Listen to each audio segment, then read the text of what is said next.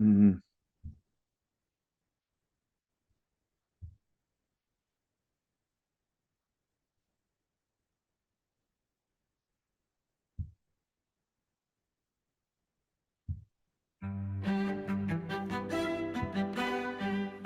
Born in 1856 to a wealthy Quaker family in Philadelphia, Frederick Winslow Taylor is remembered for his pioneering theory of scientific management. His sometimes controversial views on efficiency and optimization in the workplace would go on to have a profound impact on the rapid growth of industry in the early 20th century, influencing everything from Henry Ford's assembly line to modern fast food chains like McDonald's. Taylor began his career in 1878 as a young shop clerk at the Midvale Steel Company in Philadelphia. While working full-time, Taylor earned his mechanical engineering degree in 1883 from Stevens Institute of Technology through a special arrangement with the university's first president, Dr. Henry Morton. Taylor quickly advanced through the ranks of Midvale and was eventually promoted to chief engineer, but soon after, Taylor became frustrated by what he saw as widespread inefficiency and waste throughout the company, particularly on the factory floor. Determined to find a solution, Taylor began timing workers on the factory floor with a stopwatch, breaking down each task into its simplest components. Though common in today's workplace, these time and motion studies were seen as a radical break with the former method of using rules of thumb for measurements. Instead, Taylor tracked every movement, every tool, and every method used by workers to create a new system of labor optimization, what he called the one best way. To his supporters, Taylor's ideas promised increased output for businesses and higher wages for workers, with incentives for those who exceeded expectations. To his critics, however, this relentless pursuit of efficiency risked reducing workers to little more than extensions of the very machines they operated. In partnership with fellow Stevens graduate Henry L. Gant and other associates, Taylor would go on to work as an efficiency consultant for several organizations throughout the country, like the Bethlehem Steel Company and the United States Navy. Taylor spent the rest of his career promoting his ideas through lectures and published essays, culminating in the influential bestseller, The Principles of Scientific Management, published in 1911 with translations in over 8 languages.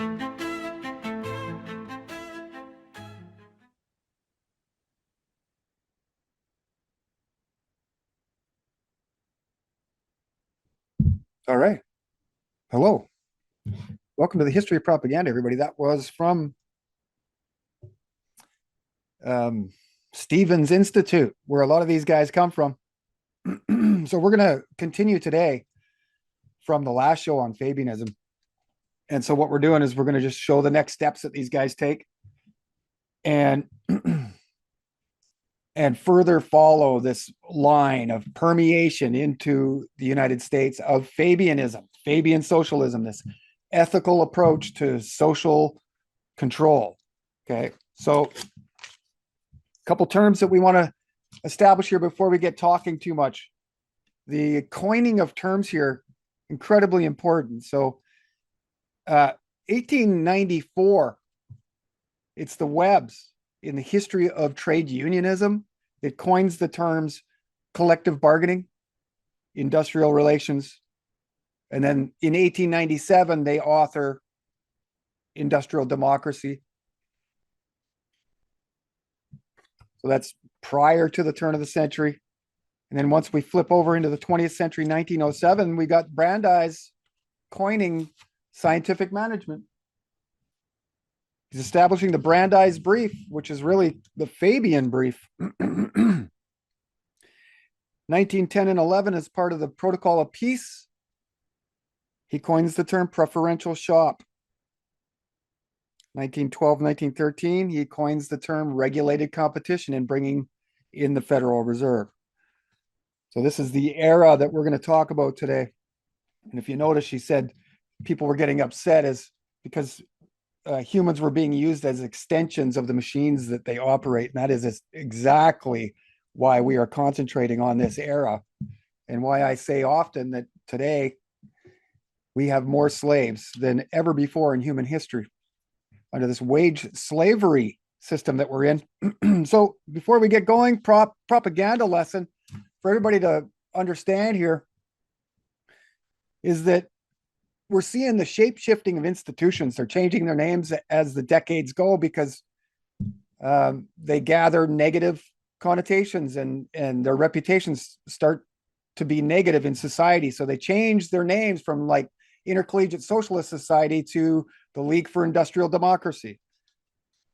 And so these things that we can't see, whether they're philosophies or ideologies, something beyond our horizon, so world wars that we can't actually experience for ourselves, or something as small as a virus, something you can't see with your own human eye. These are the areas that they exploit us. So ask yourself next time you're being asked to believe something, whether you've sufficiently been given the amount of data or information that you need.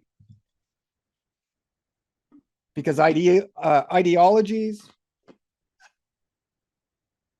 idealism, philosophies, those all float in the ether. You can't see them, but they certainly are shaping our society.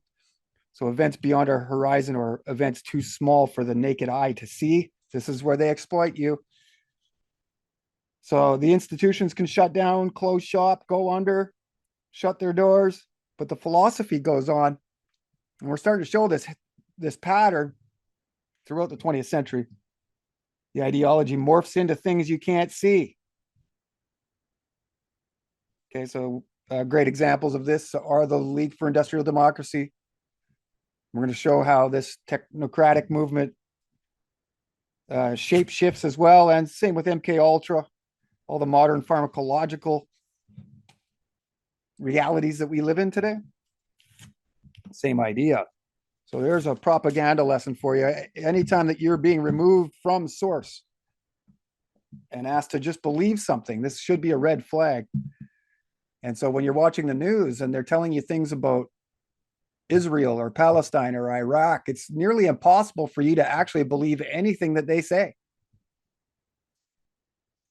because it's beyond your horizon. It's beyond your ability to actually understand, unless you were there. And even if you aren't, even if you were, it's difficult. So this is why I lean on history, things that have already been done and proven. We can now establish patterns in history and show how those have been repeated through the 20th century. And then ultimately, we're hoping that people catch on so well that they never get fooled again. Because once you see this pattern, you can't unsee it. Much like how when you learn logical fallacy, it's very, very difficult all of a sudden to be lied to successfully. Because you yourself now have within you the intrinsic ability to identify and eliminate the three things that get in the way of the truth: contradictions, falsity of fact, and logical fallacy. So we're going to start today. We're going to go through this article, the latest chapter of that I've written.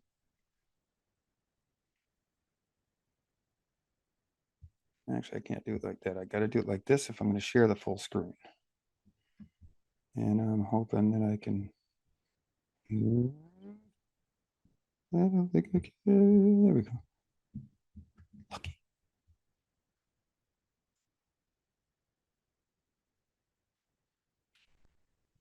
Okay. We're going to get back to another video from Stevens Institute on one of these other characters that are involved in the Taylor Society.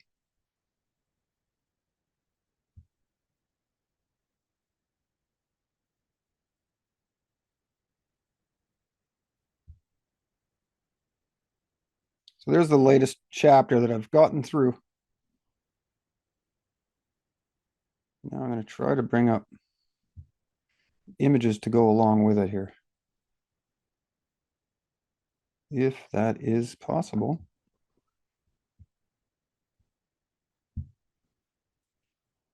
Okay, so we're going to do a quick run through of the House of Truth for everybody. We'll try to put it sort of side by side with the article when we're ready. But for now, I think I can put that on there and you should be able to see it. It's nearly impossible for me to see what you're seeing. Yeah, you're looking at the House of Truth. Okay, so we're going to actually expand that full size so we can take a few minutes here at the beginning of this lecture or presentation and identify some of these key figures. We've gone over the House of Truth, but we've gone much deeper now. This is going to be an amazing show. We've got two major truth bombs that are going to happen here. For those that have been following along, you are going to really benefit from this. For those that haven't been following along, maybe you're just being introduced. Maybe this is the first time you've sort of been looking into this history. This entire show is going to blow your mind. And so I encourage anybody that's coming here for the first time to go back to the first videos that I've created on the history of propaganda at YouTube. Go back to the oldest ones and start going through them to the newest ones. That way, you're going to have a major foundation in understanding or knowledge now, turning perceptions or understanding into knowledge and perspective of where you live. And these men here are key architects in the creation of our modern day social contract. And we're going to get into the weeds, the actual paperwork and how they actually did it. And some of the most amazing history that you've ever heard in your life involves these guys. So Felix Frankfurter there on the upper left, got Oliver Wendell Holmes here standing in his top hat out on the street. And then you have Gutzon Borglum, the actual sculptor for Mount Rushmore. He's key here. He's a high-level Mason, close personal friends with Theodore Roosevelt. And he's the one that really brings in the 1913 armory shows into New York. And then, of course, we've got Walter Lippmann. You can see the subtitle. It states here, a Washington political salon and the foundations of American liberalism. Now, that is a very powerful sentence as we were watching this American liberal movement today try to take down borders and is tolerant of anybody but those intolerant of them or those that are not agreeing with their viewpoint. And so these people that are collecting in Minneapolis and all of these anti-ICE and anti-whatever protests and this activism that's going on, really, they're in a pseudo environment. And I'm not here advocating or protesting against ICE. I know that there is no other country in the world that allows illegals to come and go as they please, but I also am witnessing some pretty crazy violence there. So I would say that, there's, again, like history, just pitting two parties against each other under hostile banners. If you go back to John Stuart Mill and On Liberty, John Stuart Mill is one of the founders of all of this. He's considered a founder of liberalism, right? And so this is why, after this show, you're going to understand why it's important to delineate, why you need to say American liberalism, not just liberalism, because American liberalism and constitutional classic liberalism are two different things. And this is the sleight of hand right here, starting at the House of Truth, the flipping of the definition of liberalism. And so when they say American liberalism, you're witnessing that today. It's more progressive, radical activism. Somewhere probably not even in the realm of liberalism. But this is the socialist, activist liberalism that was born as part of Moses Dobruschka, 1600s and 1700s, and leading up to French Revolution and then the European revolutions of 1848. We've gone through a lot of this. Okay, and Walter Lippmann's the father of modern journalism. He writes in Public Opinion about the necessity of creating a pseudo environment which they can then manipulate. Okay, so here is the House of Truth today. If you go on Google Maps, it's even harder to see nowadays, all of this growth here. But this is the little row house, about a mile from the White House that they all lived. And so, first owned by Robert Grosvenor Valentine. Close-up shot of the front door. Walter Lippmann lived here with his first wife.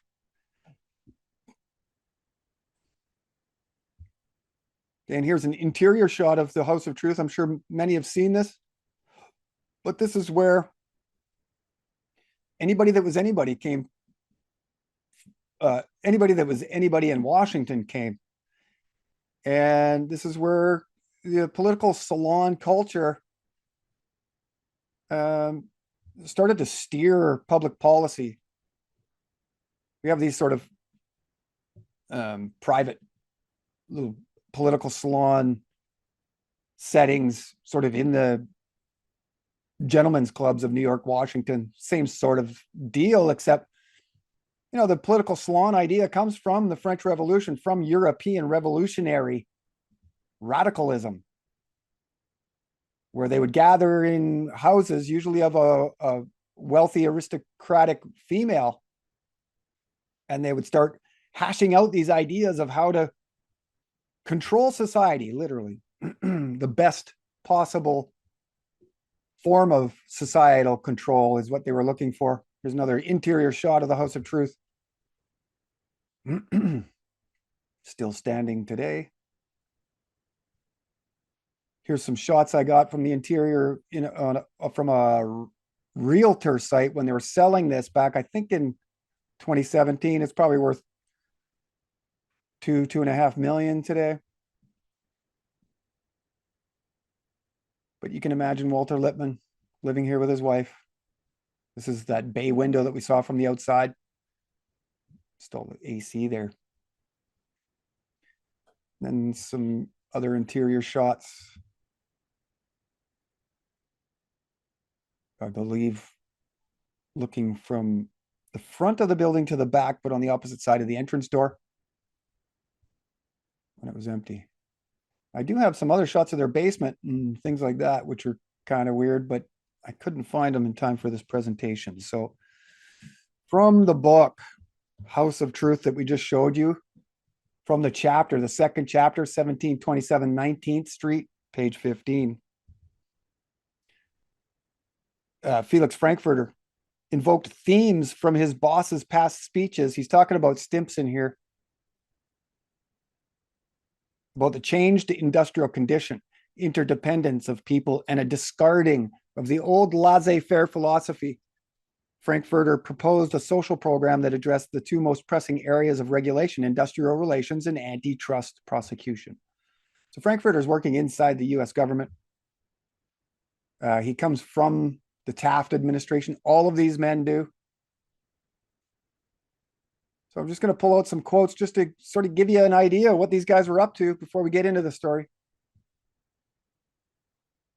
States here in the same book, Brandeis in looks and bearing was often compared to Lincoln. Journalist Ray Stannard Baker, whom Frankfurter met at Dennison's home in November 1911, first saw Brandeis a year earlier and recalled his, quote, tall, spare, rugged, slightly stooped figure, end quote, and, quote, high, rather harsh voice, but with perfect command, end quote. Baker wrote that Brandeis's, quote, face indeed, at a certain angle, and especially in repose, recalls almost startlingly one of the portraits of Abraham Lincoln, end quote.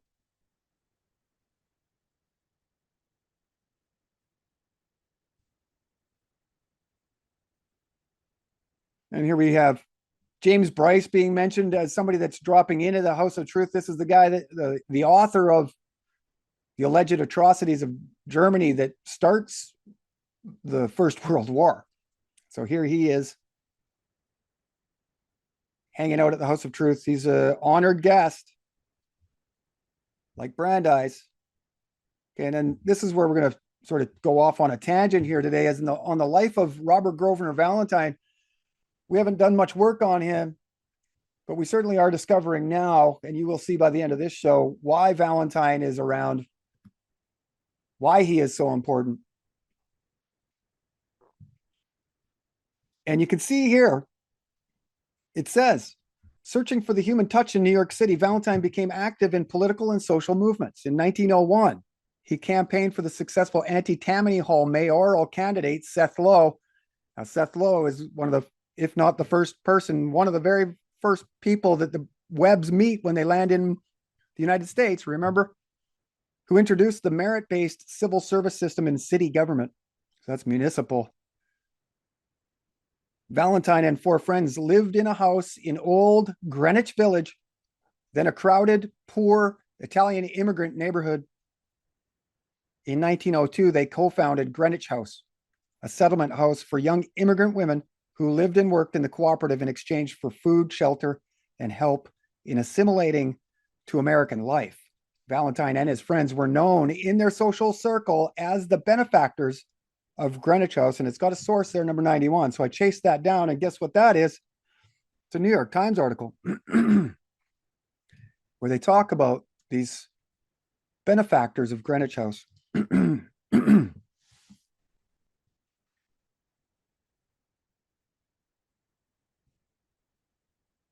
Okay. And then, so at 11 p.m., Valentine checked into the Hotel Manhattan at 42nd and Madison Avenue near his office. He dropped off his things and joined Frankfurter and friends 3 blocks away for a late night dinner at Delmonico's. Frankfurter had invited Emery Buckner, who's an old, close personal friend of Frankfurter's going back to CCNY. Sam Rosenson, who's a Zionist, and the Harvard psychiatrist and criminologist Herman Adler. Around midnight at the restaurant, so this was a late dinner, Valentine fell ill. His friends helped him back to the hotel and called the hotel doctor. Dr. McIntyre arrived quickly, but there was nothing he could do. Valentine had suffered a massive heart attack.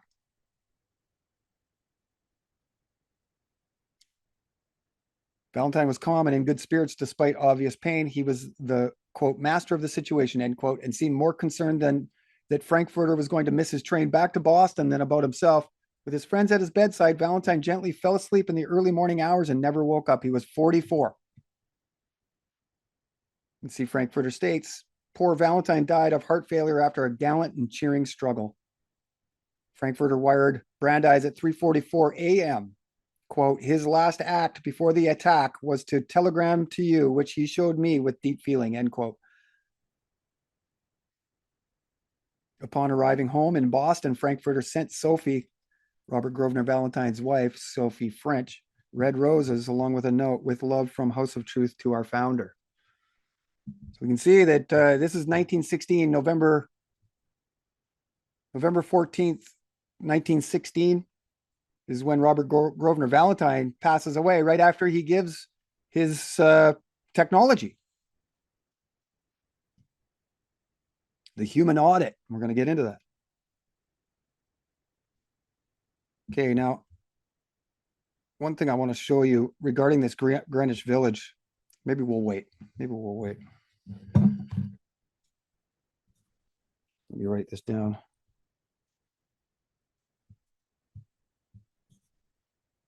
I want to show you in a bit how the internet keeps this information from you.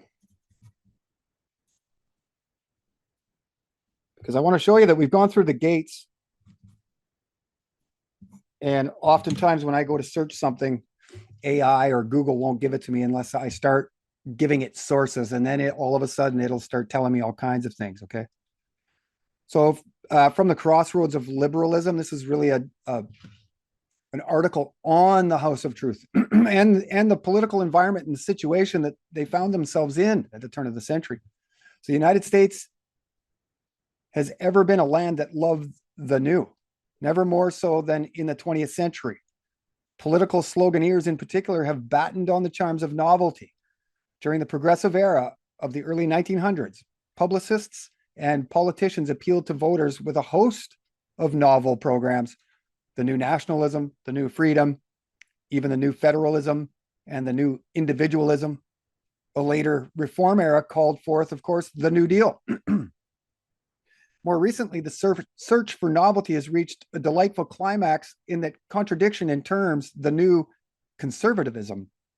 And in the presidential campaign of 1960, the country was asked, though not for the first time, to rally to the challenge of a new frontier. This is JFK. Astonishingly, absent from the array, however, has been anything called the new liberalism. But that is what this book is about. And this is what this whole movement is about. This is what the House of Truth book is about. This is what this lecture is about. It's this changing of the definition of liberalism, individualism, freedom, nationalism, federalism, democracy, republic, right?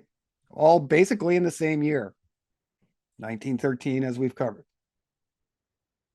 So you can see they're mentioning Herbert Croly, Lester Ward, pork chops. Lester Frank Ward is really looked at as the maker of the welfare state. We've gone through him previously. And it shows Herbert Croly, Walter Weil, and Walter Lippmann were leaders among the men who sought to move liberalism in the new direction. So this is taking classic liberalism and changing it into this new liberalism that we see today, largely because they were installing an entirely new way of life. And the number one obstacle was classic liberalism, the rugged individual. They had to redefine man. So this story of the House of Truth, you will find out there, even mainstream sources like the Wall Street Journal will talk about the most progressive household in America. Just before World War I, a quartet of young men set out to remake American liberalism and succeeded. It's a book review by Lewis L. Gould. Mentioning the same people: Felix Frankfurter, Wendell Holmes, Robert Grosvenor Valentine, Winfred Dennison, Louis Brandeis. Okay, and then from the New Republic itself, these are who we are going through here today, the residents of the House of Truth. They are also the founders of the New Republic.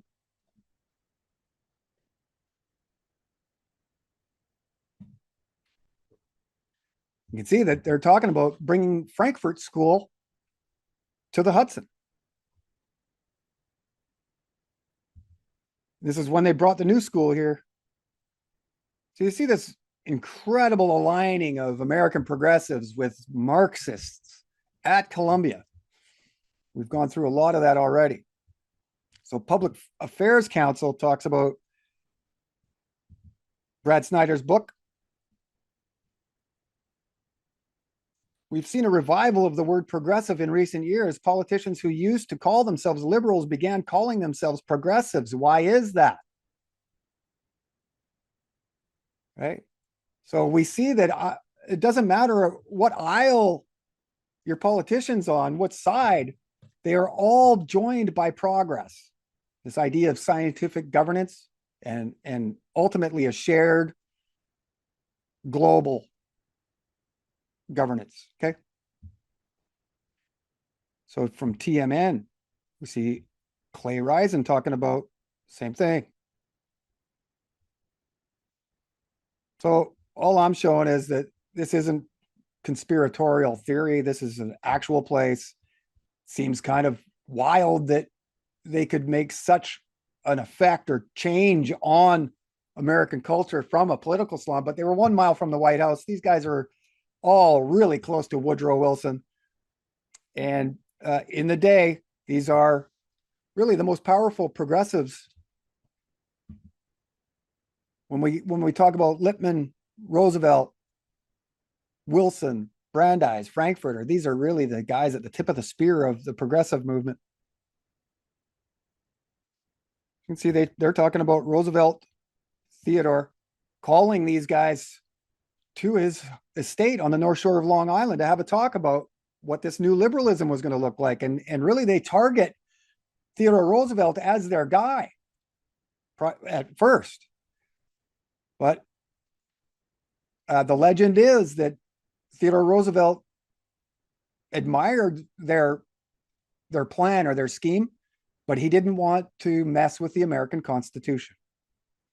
And so they had to switch allegiances to Woodrow Wilson, an idealist who didn't appreciate American government His dissertation was on Commonwealth or parliamentary government of the British, advocating that that was the way that we were supposed to go.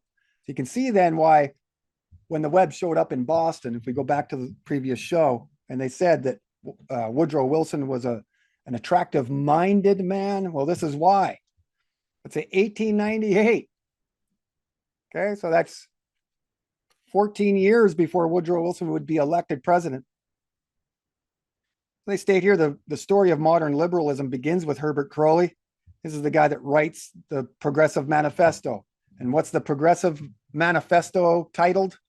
A Promise of American Life. Or, yeah, the Promise of American Life. So they are promising you a new American life, a new republic, a new freedom, a new democracy, a new individualism, a new competition, a new spirit, all at this time.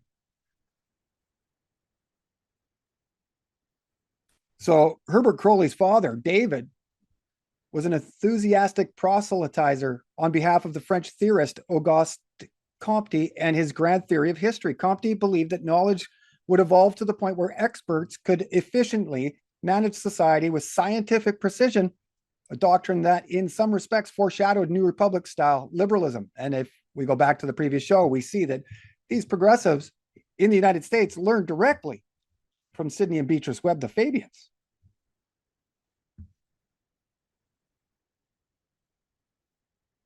Same article.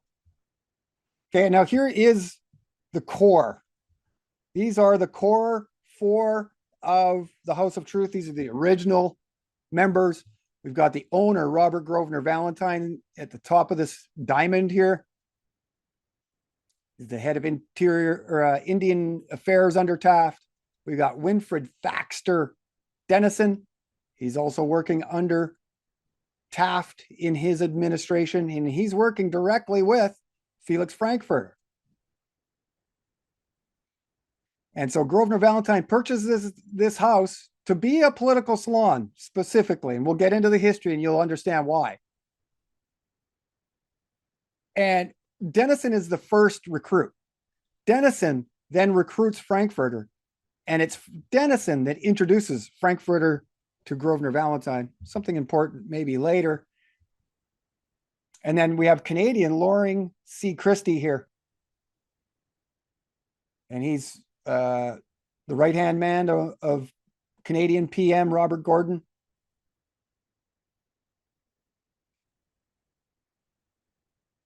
At the Paris Peace Conference. It's not Robert Gordon, it's Robert. Anyways, he is the right-hand man of the Canadian PM at the Paris Peace Conference, just as Frankfurter is sort of in Woodrow Wilson's ear as a Zionist there. So Loring C. Christie, Canadian. Robert Borden is the Canadian Prime Minister that he was the right-hand man of. Okay, so that is the core four of the House of Truth. Basically all coming out of the Taft administration. Picture of Robert Grosvenor Valentine. And he's really an inventor of a major technology in this story, the Human Audit. We're going to get into it. So here is a picture of Henry Stimson here with Felix Frankfurter here and Dennison here. Here's a shot that I took straight out of the House of Truth book. Then I took that picture and I put name tags on it so everybody would know. Here's Felix Frankfurter here, Winfred Thaxter Dennison, and Henry Stimson's the Secretary of War under Taft. And you tell me, I don't have a name on it, but that sure does look like a young Walter Lippmann. I don't think it is. It's intriguing enough. I haven't been able to track down sort of a legend or a names list of all of these guys here. But strangely enough, there's a guy in the back there that looks like a young Walter Lippmann. So here's a picture of Felix Frankfurter in his later years. This is after he's been elected the U.S. Supreme Court Justice. And his time at the Supreme Court overlaps with Brandeis by 1 year. And collectively, that string lasts around half a century. So they're in the US Supreme Court for 50 years or more. Frankfurter in his robe.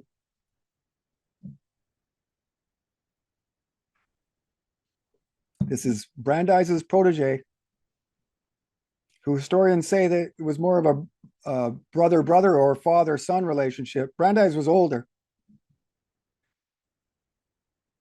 Okay, and so in this story, we're going to be talking about the birth of scientific management in the United States and then how that spread globally. So you can see here is from Harper's Weekly. They do a series on this scientific management. The first complete and authoritative account of scientific management written for the American Magazine. So it's the American Magazine by Frederick Winslow Taylor of Philadelphia, the originator of the system. You can see from American Magazine in March 1911, The Gospel of Efficiency, New Science of Business Management. Okay, so we often wonder how our world became so socialist without anybody knowing. It's this. It's the establishment of administrative, regulative, legislative law. Again, it's not necessarily the things that you see. Edwin F. Gay here, one of the members of the inquiry, identified. He states, I regard the development of scientific management as promising to be the most important advance in industry since the introduction of the factory system and power machinery.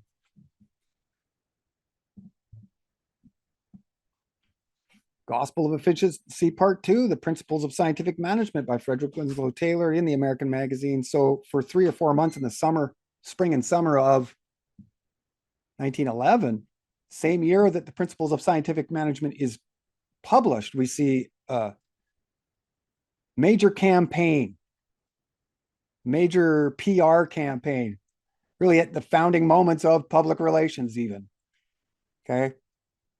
And the pushing of this idea of efficiency, of machinery, but then it gets transposed over to the efficiency of society and the measuring of the human being. So from La Follette's magazine, you see scientific management being advertised through the Pacific Railroad, the Efficiency Committee, to work out a plan for increasing efficiency of the various departments and for more economical operation. The gospel of efficiency, preached so effectively by Louis D. Brandeis before the Interstate Commerce Commission, appears to be gaining converts where they are most needed. We recommend in this connection that you read in the March American Magazine the article on scientific management by its originator, Frederick Winslow Taylor, and the story about Mr. Taylor written by Ray Stannard Baker. Quote, there have been times in recent years, end quote, says Mr. Baker, quote, when it seemed as though our civilization were being throttled by things, by property, by the very weight of industrial mechanism. And it is no small matter when a man arises who can show us new ways of commanding our environment, end quote. Well, they're advertising scientific management in a magazine from other magazines, right? And La Follette, as we've shown, is close with Brandeis. They're founding the progressive movement. So from the January American Magazine, January 1911, you see that Brandeis is being promoted as a great lawyer with a remarkable record of unselfish work done in the public interest. And who's writing it but Ernest Poole? Ernest Poole, you're going to see later in this show, is involved in the Taylor Society and a close personal friend of Louis Brandeis. And see that at the same time, they're advertising the expertise of Brandeis in American Magazine. Full page pictures of him. The people are beginning to doubt whether there is really a justification for the great inequalities in the distribution of wealth. The people's thought will take shape in action, and it lies with our lawyers to say in what lines that action shall be expressed wisely and temporarily,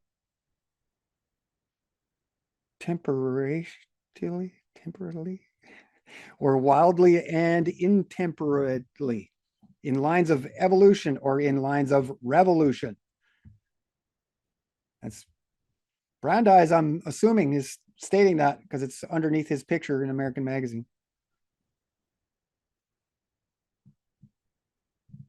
And we can see here in the Survey magazine, they've gone deep into all of this too, naming all of the figures of the Taylor Society and this movement of scientific management. See, Robert G. Valentine and Louis D. Brandeis both spoke against this idea.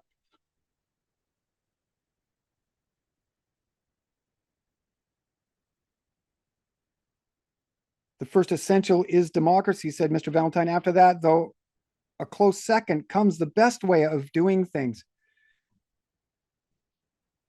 So the expert has his hands full convincing the foreman, he said, if he had to convert the men to, the thing would be impossible. Unions die out under scientific management. However, he declared the advantages under that system were so much greater than the union could get the men to not feel the need of a union. The unions are therefore jealous. The efficiency man and the labor leader are like rival tradesmen trying to dispose of the same kind of wares, shorter hours, higher wages, better conditions. Carl G. Barth is one of the main figures in this Taylor Society and the evolution of scientific management. He would require the labor leaders to study scientific management a few years before he could give them a voice. But Robert G. Valentine and Louis Brandeis spoke against this idea. Mr. Brandeis stated that without organization, labor is not safe. I wouldn't depend on the goodwill of the employer, he said. But with organization, he declared that there is nothing in scientific management that does not accord with the interests of labor. Mr. Brandeis and Mr. Valentine are not efficiency engineers, however, and we shall have to get our ideas as to just what scientific management means from the men who are installing it. Well, they are the men that are installing it. So this is from Survey magazine, just showing you that Kellogg, who is the editor of Survey, close friend of Brandeis, here at the same time advertising Brandeis, Valentine as answers to a complicated society. So this is where we're going to start our show right here, or the articles right here. This is from Scientific Management and the Railroads by Brandeis. Okay, and you can see that it is leading the article off. Scientific management demands preparedness. The result attained through scientific management depends on universal preparedness. The same preparedness is invoked for industry, which is secured to Prussia in her victory over France. So you can see that he is actually referencing the Prussian Reformation there and the reconstituting or the reconstruction of Prussian culture following their defeat at the hands of Napoleon.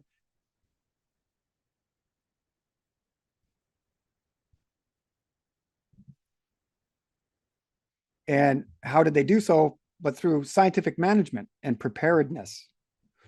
Okay, those are the two major tenets or pillars of the progressive era. And you can see that it is written right here. That is the primary source. Okay. So here is the cover. Many of you have seen this now. You can see the fasces on the front. So keep that in mind as we're reading through this article and going through this lecture, that really the one connecting node is fascism, whether you're socialist, communist, progressive. It is fascism that everybody's pushing towards, a totalitarian control of society. So at the dawn of the 20th century, industrial advancement had grown to a scale well beyond anyone's ability to regulate it. Factories had grown vast, labor conflict intensified. The complexities of mass production had grown to colossal dimensions. And into this environment stepped mechanical engineer Frederick Winslow Taylor. Proposing more than mere factory discipline, Taylor codified an entirely new way to work. Human labor would now be timed by the second, weighed by the ounce, and measured by the inch. What began as a method of shop floor management would become, over the following century, one of the defining philosophies of our modern age. So from World News Tonight, Peter Jennings, in The Century, The One Best Way, aired in 1999, and he stated that Taylorism has made the most lasting contribution to American thought since the Federalist Papers. Taylorism, you might ask? Chances are you live and work by it. So, born into a family of original Mayflower pilgrims, you can see his shop management in 1903 also has a fasces on it.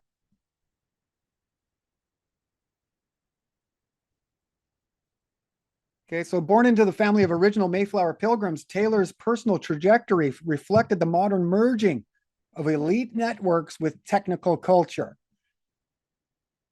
He attended Exeter Academy in 1872, passed his entrance exam to Harvard Law School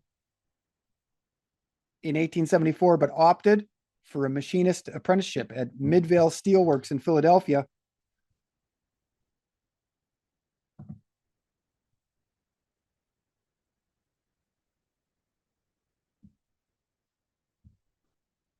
Here's a picture of Midvale Steelworks in Philly. This is where he first started. He said no to Harvard Law School and being a lawyer. Instead came here to start establishing all of what it means to be under his principles of scientific management.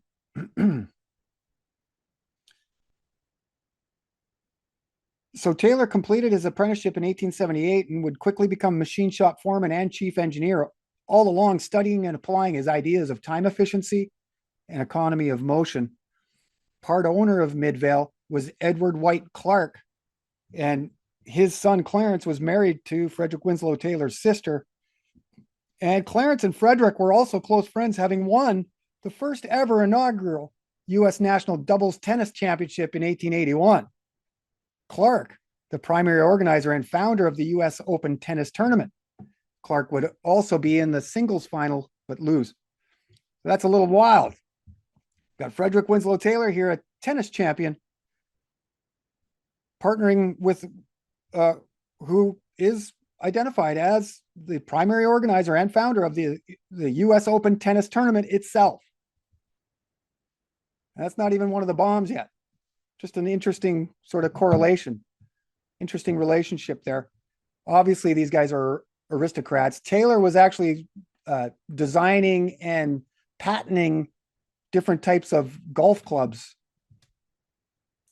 He was a passionate golfer as well. So Taylor first gained notoriety for his scientific approach to industrial labor relations when publishing Shop Management in 1903 and The Principles of Scientific Management in 1911. Taylorism, originally promoted as a way to make the workplace more efficient, would extend far beyond the steel mills and machine shops. And while it remains largely unknown outside managerial circles, The Principles of Scientific Management remains today the most influential managerial book in American history. Few other doctrines have so quietly and effectively reshaped our modern lives as Taylor's beliefs. That social processes could be engineered with scientific precision. Taylor articulated the core tenets of his system. Number one, replace rule of thumb method with scientific study. Number two, scientifically select and train workers. Number three, ensure cooperation between management and labor. Number four, divide work and responsibility between managers and workers. Okay, so that's Midvale Steel. And he works at Bethlehem Steel. This should be actually passed along. When he's working at Bethlehem Steel after this, he's got Carl C. Barth, the founder of Speed and Feed, and Frank Gilbreth, Motion and Fatigue Studies, working with him at Bethlehem Steel. So you can see that they're actually establishing a lot of these ideas at Bethlehem Steel years later. I believe that's later. It might be before.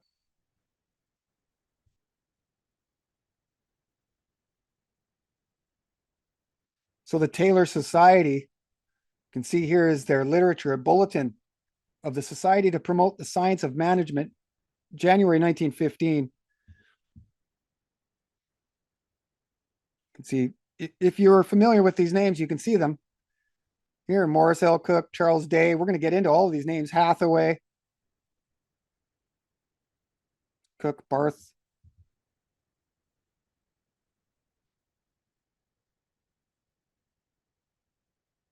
Members of the membership committee.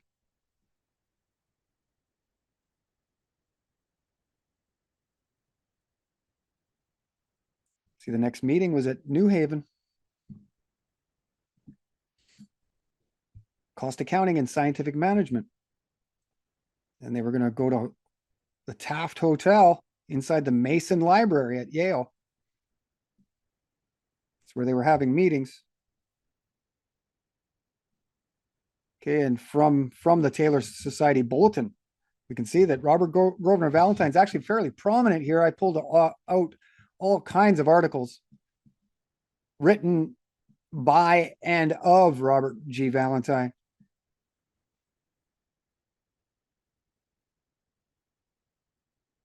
Okay, the functions of the industrial counselor, possible relations of scientific management and labor unions. Now he helps bring them together because he helps everybody understand that the workers' apprehension is largely because the employers want this system so bad. Okay, and so he finds a way to promote it or propose it to the worker in which it helps. And really, he is the founder of auditing. So I've got all kinds of paperwork. Provenance is going to show that. We just got to get to it. So the Taylor Society, a society to promote the science and the art of administration and of management. Okay, so this is where they take administrative management and make it an art. That's why I call it the delicate art of persuasion, history of propaganda, because it's filled with it. So it was in 1910 during the Eastern Rate case that Louis Brandeis submitted Scientific Management and the Railroads. We've shown the main quote coming out of there before the Interstate Commerce Commission. And in doing so, it coins the term scientific management. So that predates the publishing of the book. Brandeis famously declaring he could save the railroads $1 million a day by applying Taylor's principles of efficiency. The case propelled both Taylor and his revolutionary system to national prominence. So this is very similar to how Elon Musk came out with a chainsaw and said that he was going to start saving government millions of dollars because they were inefficient. And this is exactly what DOGE is, Department of Governmental Efficiency. So we see the same things repeating over and over. And who do Musk and them say is going to fix this, but not us over here thinking deductively about rights and wrongs, but only the technique that created the mess. So, we live in an important time right now that if we understood these things, that we may be able to stand up and have a voice in the creation of our modern day social contract. But you can see throughout history, they don't really concern us. They don't really want our opinion. This is the power of Auguste Comte's philosophy, or the use of it. There's no time to ask questions. So from the introduction of the principles of scientific management, quote, the whole country at once recognized the importance of conserving our material resources, and a large movement has been started which will be effective in accomplishing this object. As yet, however, we have but vaguely appreciated the importance of the larger question of increasing our national efficiency. You can see there's some intention there that it's almost as if they know that there's a war coming and they needed to conserve their material resources for something. And we've shown that Brandeis and them are discussing wars long before American involvement, even long before British involvement. So the Taylor Society was founded in 1912 in New York as a professional association of engineers and experts dedicated to the advancement of Taylor's principles.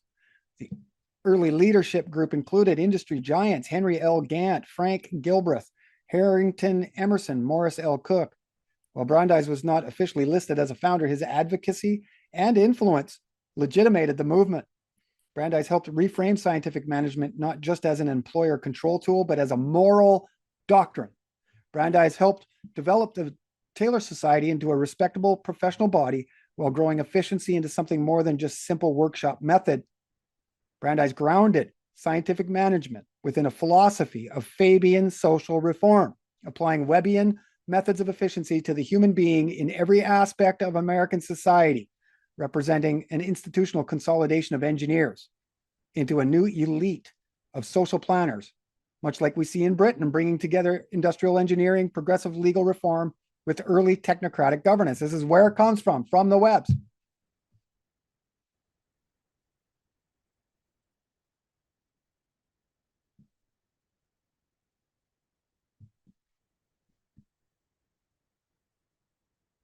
Okay, so here's where the Taylor Society was having their meetings at the Taft Hotel.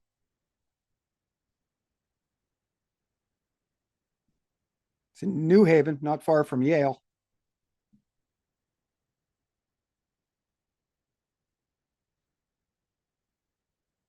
So, quote, from the bulletin of the society to promote the science of management, this is the Taylor Society's own literature. Quote, Mr. Louis Brandeis, after noting with regret that no official representative of organized labor was present, with characteristic lucidity and power crystallized for his hearers the great task to which, in his mind, the followers of Mr. Taylor should now set themselves in order that his great work may find fruition in the increased prosperity and welfare of every working man of whatever grade. This important task is the bringing of the general laboring classes, particularly those connected with the unions, into a recognition of the fundamental principles on which the science of management is based. Only by recognizing these principles and by cooperation can labor hope to gain permanently the result for which it is striving. To help labor understand this, so that the development of scientific management and its application will be accompanied by the consent of all to whom it applies, is the particular task before the followers of Mr. Taylor. So this is Brandeis setting the tone following Frederick Winslow Taylor's death in 1915. So his death precedes Robert Grosvenor Valentine. So again, we see Taylor inventing and giving technology over, and then soon after actually passing away. The official story is that Frederick Winslow Taylor died of pneumonia. So again, from the Bulletin, November 1916, quote, Brandeis's main argument was that the railroads would not need to increase rates if they would introduce scientific management. In a few weeks, the entire country was inquiring as to what this scientific management was, and organized labor was confronted by the necessity of taking a stand with reference to the new development. So they were sort of painting labor into a corner by imposing this scientific management, and it was going to be by consent or conquest. So in the lead up to the 1910 Eastern Rate case, Brandeis organized meetings with the leaders of the newly formed Taylor Society, bringing many forward as witnesses in support of efficiency. So in the famous case that Brandeis is in, where he popularizes the term scientific management and efficiency, several of these founders of the Taylor Society are brought in as witnesses by Brandeis. So Brandeis is marshaling publicity by exploiting his many very influential contacts within the political and press clubs circles of New York, Boston, and Washington. So we see that again, the same thing that we saw him doing in marshaling publicity for the Federal Reserve in 1913, which is actually just around the corner in this story. See, by the election of 1912, Brandeis counted some of the nation's leading engineers, such as Frederick Taylor, Henry Gantt, Harrington Emerson, and F. Lincoln Hutchins among his most trusted advisors. From page 47, Louis Brandeis, The Making of Regulated Competition, the author's Burke. So Henry Gantt was known for the Gantt chart, while Frank Gilbreth was known for his motion studies, while Morris Llewellyn Cook for rural electrification, and Carl George Barth for his speed and feed compound slide rule. They all collaborated directly with Brandeis in bringing scientific management to life. Brandeis even writing the foreword to Gilbreth's Primer of Scientific Management in 1914. I'll show you all of that. It's this moment in history in which these men would famously combine Gilbreth's motion studies with Taylor's time studies, forming an entirely new discipline, time motion study. So where they filmed you, and this might be actually a good time to break away once again. We'll see if we can.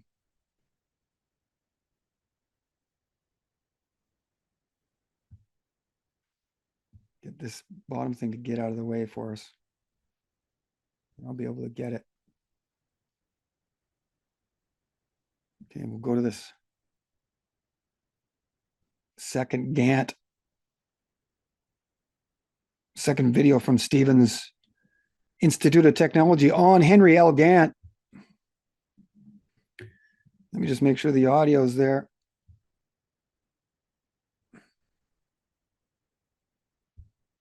Audio is there.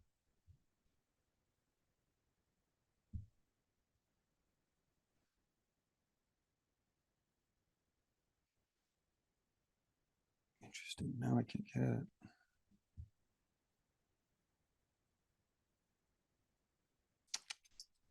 So tedious. It may look like I'm doing nothing here, but I'm having a battle. Trust me. Okay, so you should be looking now at Stevens Institute of Technology full screen, and we're going to learn about Henry L. Gantt and his Gantt chart. Frederick Winslow Taylor generally gets more credit for pioneering industrial management and efficiency, but another Stevens alumnus, Henry Gantt, deserves recognition as well. Gantt was born and raised in Maryland of modest means and graduated from Stevens in 1884 after entering in 1883 under special circumstances. After his graduation from Stevens, Gantt was working as a draftsman in Baltimore when he was approached by Frederick Winslow Taylor to join the engineering department at Midvale Steel. He immediately won Taylor's respect by solving a mathematical problem that had baffled Taylor himself.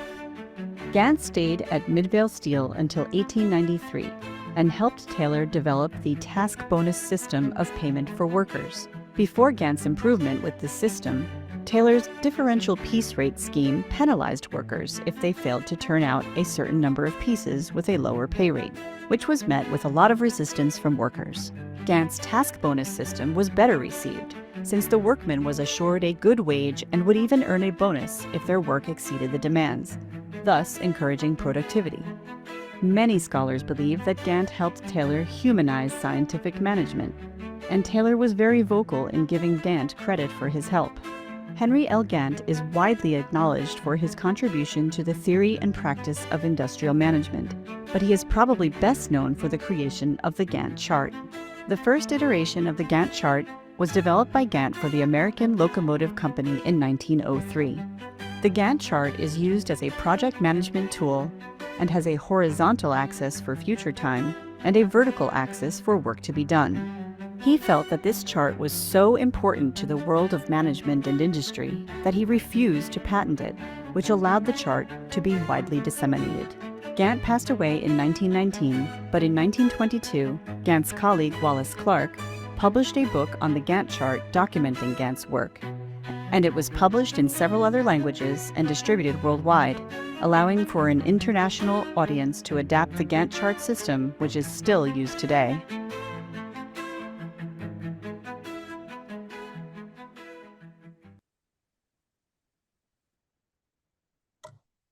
Okay.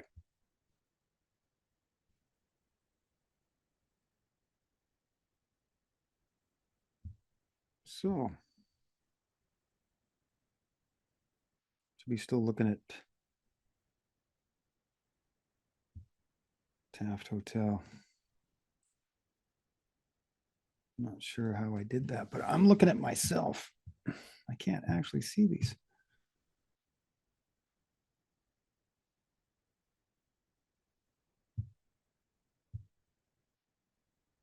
There we go.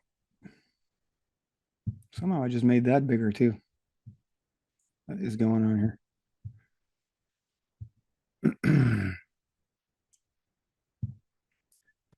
we're going to have to try to figure this out.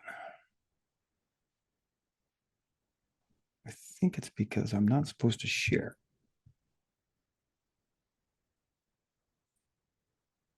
And I could actually.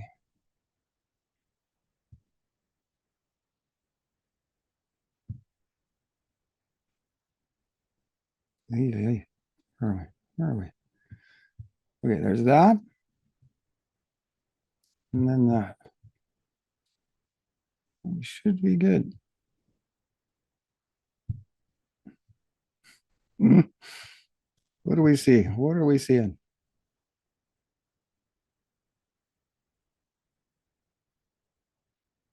My goodness, I don't see that. There we go. Okay, so to continue on,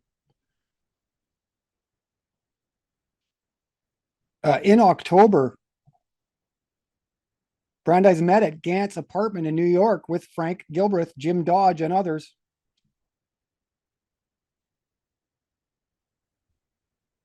Brandeis described scientific management as, quote, a revolution in industry comparable only to that effected in the transition from hand labor to machinery. Taylor to Brandeis, quote, please let me congratulate you most warmly upon the masterly way in which you marshaled your forces and presented your testimony, and also upon the publicity which your testimony has received and the interest by the papers all over the country. You see, through that case, Brandeis popularizes scientific management. And you can see in a letter there, Frederick Winslow Taylor thanking him. So for these social engineers, the large stumbling block was finding an agreement the workers would accept. Nearly to a man, labor revolted at the thought of being scientifically micromanaged. Labor easily recognized the many ways the manufacturers were to, without spending too much money of their own, benefit from increased production, lessened labor expense, a more efficient factory, larger profits, but they couldn't see where labor was going to benefit from being scientifically managed.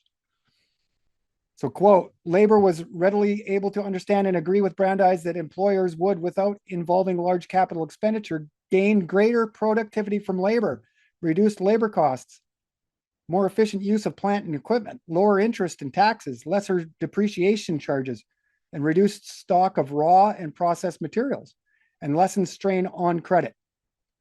However, they could not understand or agree with Brandeis as to what employees would gain from scientific management.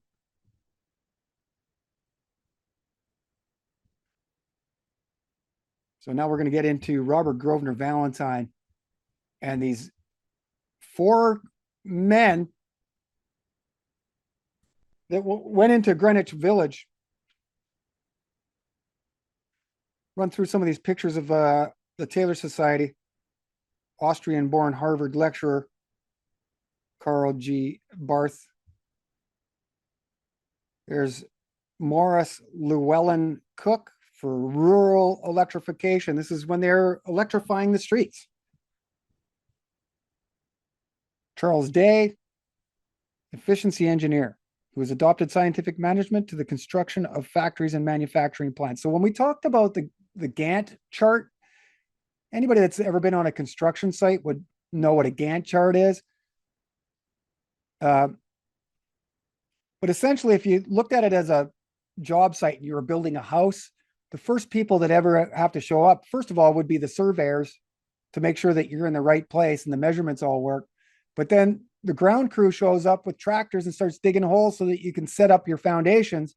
And then your foundation and footings, once those are set, then the framers come in and start framing the building. And so you have to coordinate these guys in a linear way to make it as efficient and quick as possible. And so that's really what the Gantt chart is. That is what this man here brought to our world, was the technology to organize work sites. You can see where that would be important to these guys who are now constructing a whole new world. There's a book on the Gantt chart, A Working Tool of Management by Wallace Clark. You can see Walter N. Polikoff. He's a Marxist from the Soviet Union. This is really where this technology gets transferred to Russia. Here's a picture of a Gantt chart. So It's not a great example here, but you can imagine if you had all of the tasks laid out here vertically on the left as to what you needed to do to build a house, you would then indicate here in the dates as to when you would need subtrades to show up to put your mechanical plumbing, your drywallers, etc. So this is really what a Gantt chart is. Helps coordinate all the subtrades and make most efficient, development of society, building of the constructing of buildings. So here's Frank Bunker Gilbreth, Time and Motion. And here's his book, Primer of Scientific Management, that we mentioned earlier, in which Louis Brandeis writes the introduction. And here it is, Brandeis stating that these labor leaders should at the outset have viewed the new management with suspicion was natural and proper. He's talking about workers, labor, looking at scientific management and stating that they should look at it with some hesitation and suspicion.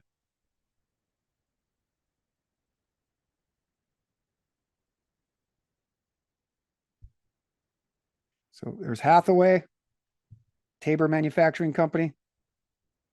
He was the manager there. Here's Walter Polikoff. He takes this information back to Russia. And so now we are at this spot where we can follow these benefactors of Greenwich House. And we're about to get to one of the first of these two truth bombs. In that these guys are really the founders of Greenwich Village. Now that is an incredible statement, but as we go through this, you will see that that's absolutely true. And if I can, I'm going to try to show you how the internet covers all of that up. It'd be nice to do it right now, but it's giving me difficulties, so I don't know. You got two bars on top of each other. I need to get to the one underneath. There we go. It just moves when it wants to. And then I have to remember what it was that I was doing. Right. I want to see if I can find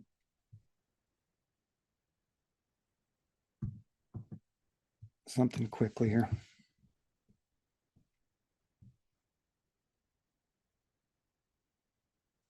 Is that what I was going to do? Never mind. Yeah, we're just going to move on. Okay, so from the New York Times, this is August 16th, 1903. It's the only thing I could get. New York Times puts up a big paywall right away. And so in that split second, I was able to get this. Wasn't able to get the date, but this article exists. And in it, they name not only Valentine, but Frankfurter, Learned Hand, and Winford Thaxter Dennison as these benefactors of, that's what I was going to do. These benefactors of the Greenwich House, because the creation of the Greenwich House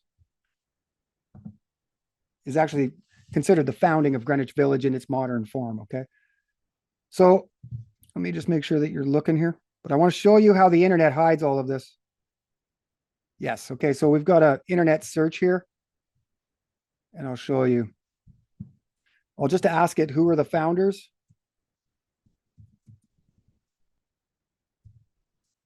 Of Greenwich House? And it'll give me the normal mainstream account.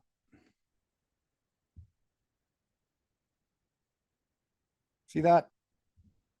Mary Kingsbury Simkovich, who is the wife of Professor, I believe, Vladimir Simkovich at Columbia University. So that's already interesting. You can see that they name Mary Kingsbury Simkovich, Jacob Rees, Felix Adler. Okay, now, much like the story of the Federal Reserve and other things that I've been covering, how only half the story is being told, this is another great example, because I can put in here even, what about Robert G. Valentine?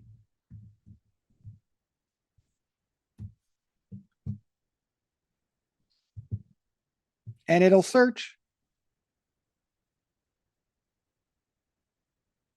And it'll start to say that he was a notable contributor.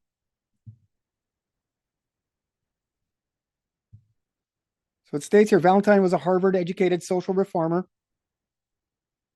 and poet who lived at the settlement during its formative years on Jones Street. His involvement highlights the organization's role as a hub for the progressive era intelligentsia. Now, anytime I've only ever heard that word used when discussing Salka Vertel and the political salons in Hollywood, or when talking of them in Germany prior to them emigrating to the United States.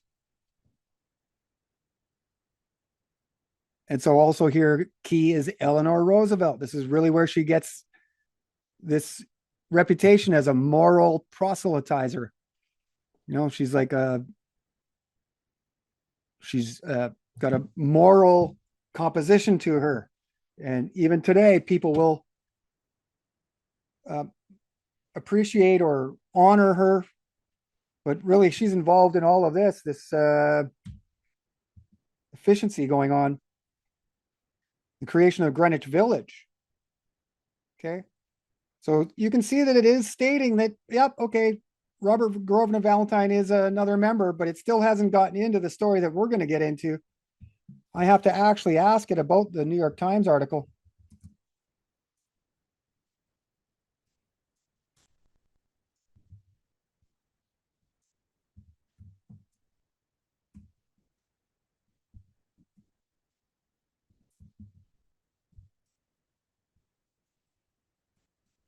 And once I mention the name, the Benefactors of Greenwich House,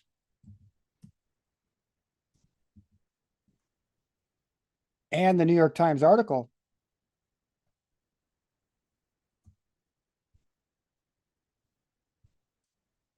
as founders, then it'll come to terms with me.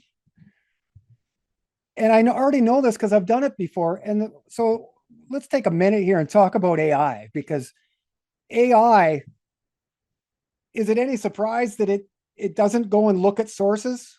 I've had many deep discussions with AI over the last several months. And so if I'm going to do some work with AI and I get into a conversation like this, it'll remember everything in this chat that we're having.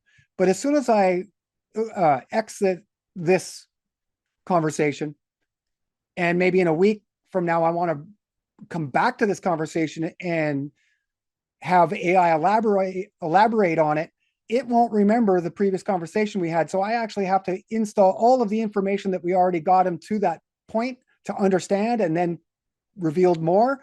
I have to then put in all of that extra work to remind him of everything that got him to that point. So it becomes very time consuming. And so is it any surprise that this authority on history and knowledge is limited in such ways that it can't actually go into primary sourced archival material and read?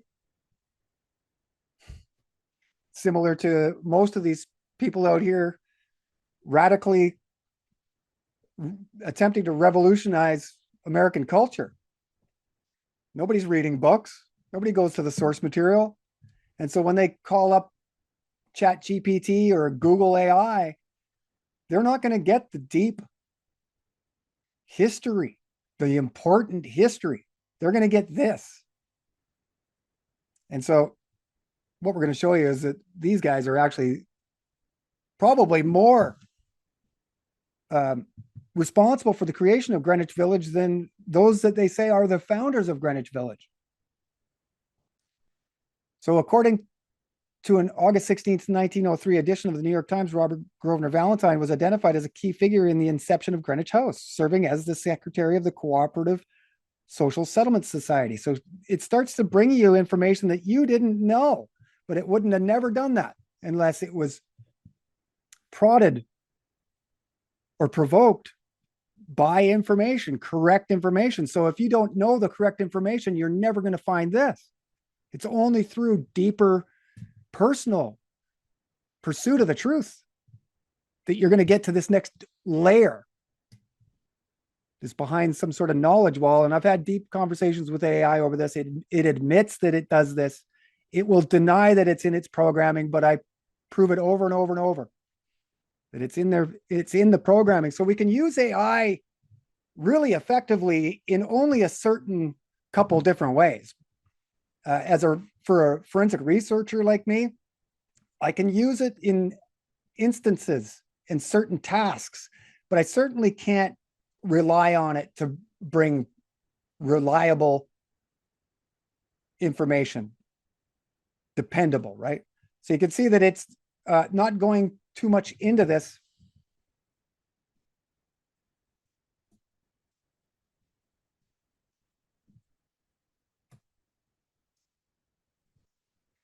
So I just ask it, why does it think that the benefactors here are ignored in the creation of Greenwich House, which in turn is Greenwich Village?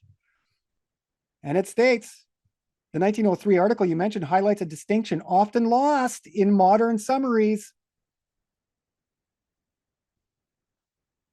The other day it said the 1903 article you mentioned highlights a distinction often found in 20th century history.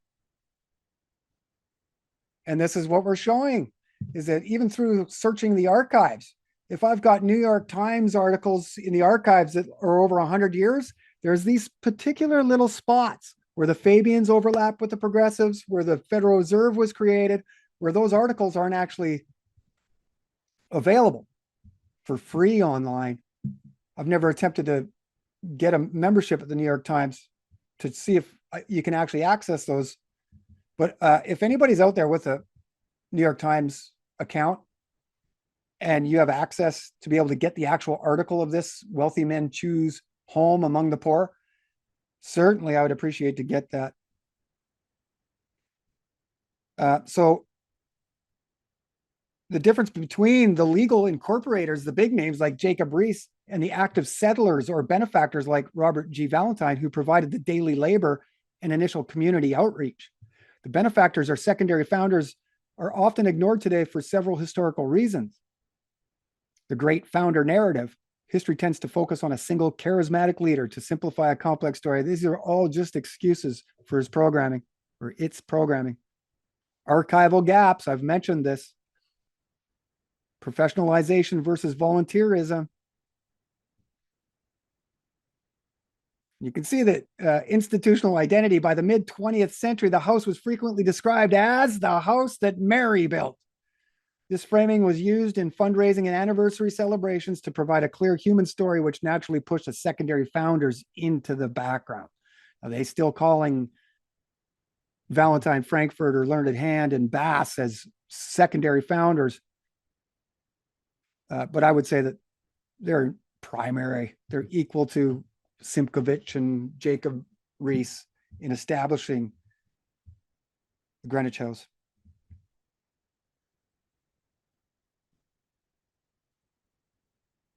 And they talk about in here Frankfurter and this movement in Survey magazine. So here is Learned Hand. So it's Winfred Dennison. So back to the original founders of the House of Truth in that little diamond shape where they were sitting. So Robert Grosvenor Valentine, Winfred Dennison, and Felix Frankfurter, the top three in that diagram, are three of the 4 or 5 of these benefactors that go and choose to live in the settlements to show the other half how to live. And the other guy is this guy right here. Learned Hand, Harvard Law School, Phi Beta Kappa, close personal friends with Brandeis, obviously. Here he is a little later in life. Okay, so going to stop here. Let's see if I can get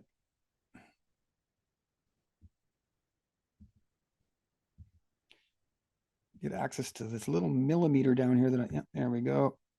Okay, now I'm going to switch over. Oh, but it popped up in my way. I just got to wait a second. There it goes. You got to be careful not to touch it because it'll come up and help you. Okay, so Stevens Institute.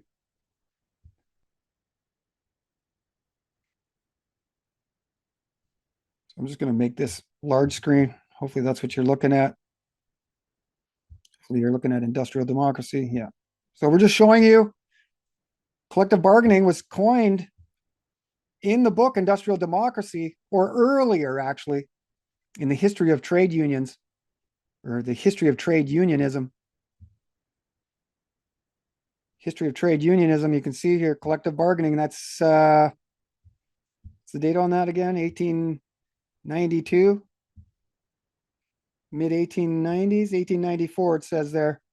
So we're seeing collective bargaining coined by Sidney and Beatrice Webb in the book The History of Trade Unionism in 1894.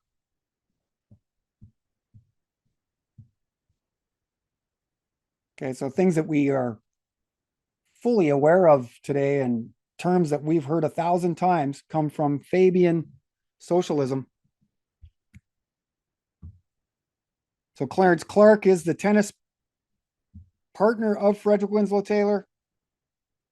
See, they identify him as the finalist in the 1882 U.S. National Championships in the singles, and that he won the 1881 U.S. National Championships in doubles with Frederick Winslow Taylor. And it's his father that is part owner of Midvale Steel.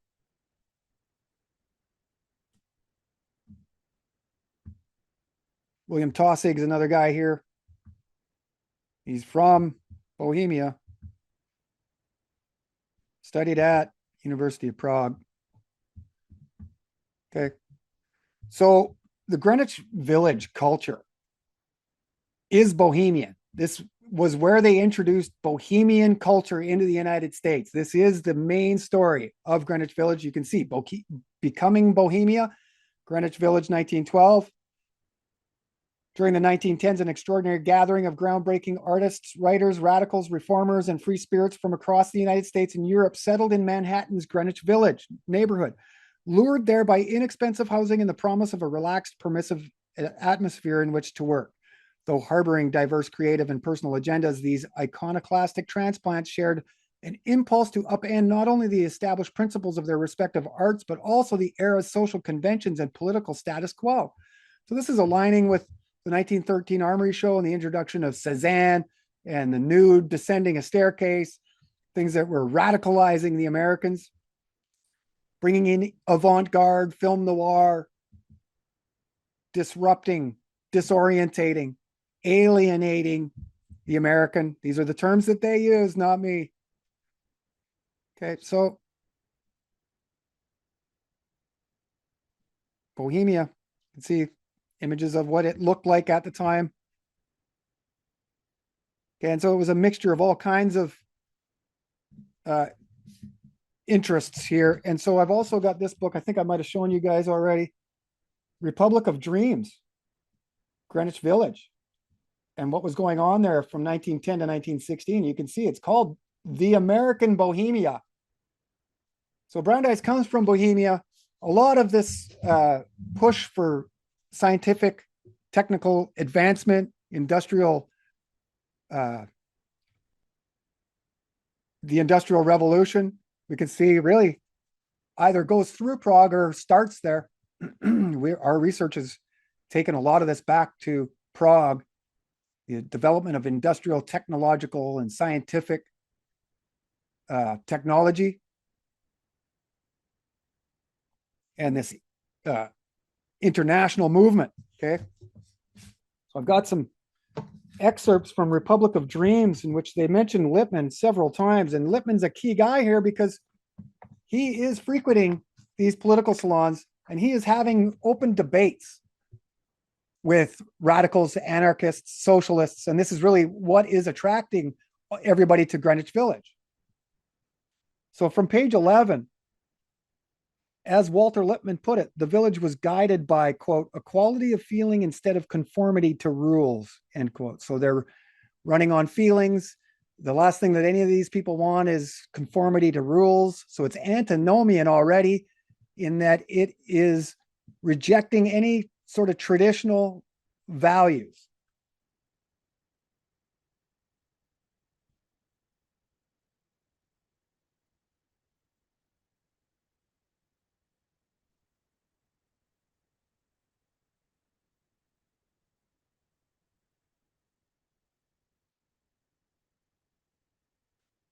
So again, from the same page, Teddy Roosevelt and the muckrakers in the early years of the century had created a climate of insurgency. The energy and idealism of the American imagination, focused for half a century on rebuilding the nation after the Civil War, were suddenly released to confront modernity, the new freedom, the new woman, the new theater, the new art, the new psychology, the new morality. Furthermore, the end of the frontier brought not only a geographic halt, but a psychic vacuum. The momentum of manifest destiny having suddenly ceased, many of the adventurous and dissatisfied turned inward and became pioneers on the frontier of the self. Okay, so we're all into New Age-isms, and the Fabians already have the book called The New Age. And we've gone into the New Age, the origins of the New Age. It really sources right directly back to hypnotists. Encourage you to go and look for yourself, but that is exactly what we found. And so one of the other key members here to remember is Mabel Luhan Dodge. She's in the same role as Sulka Vertel as a Solinier. She hosts a lot of these political parties. She's actually hanging out with Aldous Huxley many years later in Mexico. This is where Aldous Huxley leaves Los Angeles and goes to hang out with Mabel Luhan Dodge in Arizona, somewhere. Mexico, New Mexico. Says, and when the brilliant young Harvard graduate Walter Lippmann, in his somber, precise manner, tried to question him about wobbly strategy, meaning Big Bill Haywood, Big Bill's lid dropped over his blind eye and his heavy cheeks sagged even lower. So they're talking about a debate being had between Bill Haywood, who was one of the leaders of the Marxists, IWW, talking with Lippmann. Okay, so Lippmann is deeply involved here, and this is in the time that he's at Harvard and then immediately after.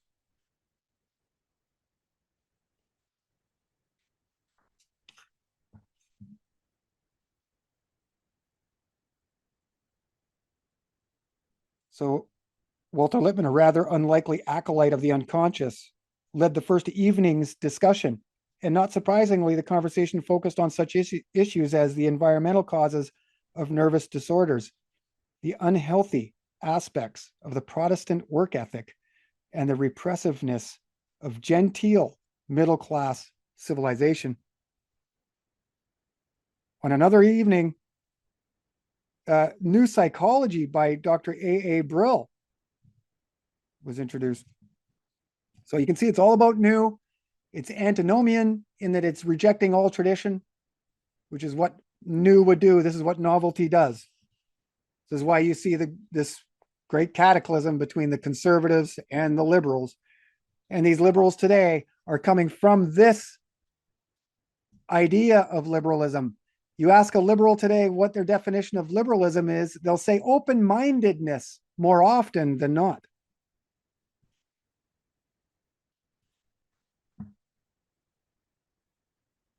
So when one of her guests urgently whispered to Mabel that there are some newspaper men coming in, she promptly delegated Walter Lippmann, who had made it clear that he felt her evenings were becoming too raucous to act as her bouncer.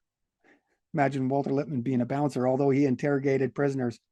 He's not, he would later interrogate prisoners. So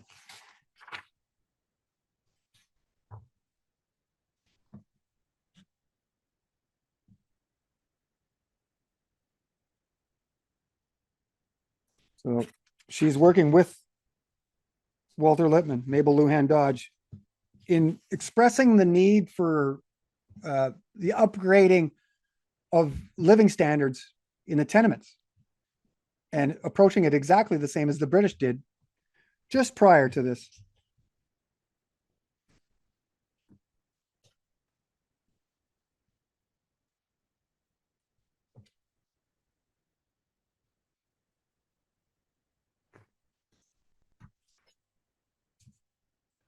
So from page 229, Walter Lippmann and Herbert Croly of the New Republic and several society women, including Mrs. Willard Straight, would become sorry. So she's just talking about people that attended these meetings at night, and she's there mentioning Walter Lippmann and Herbert Croly of the New Republic. Page 229.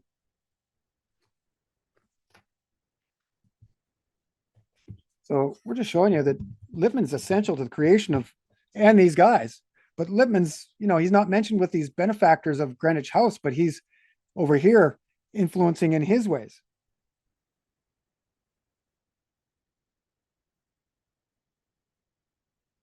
Here they talk about Emma Goldman and Walter Lippmann as political rebels, literary political rebels. Page 348. They talk about nude descending a staircase at the Armory shows in 1913. And then finally 419.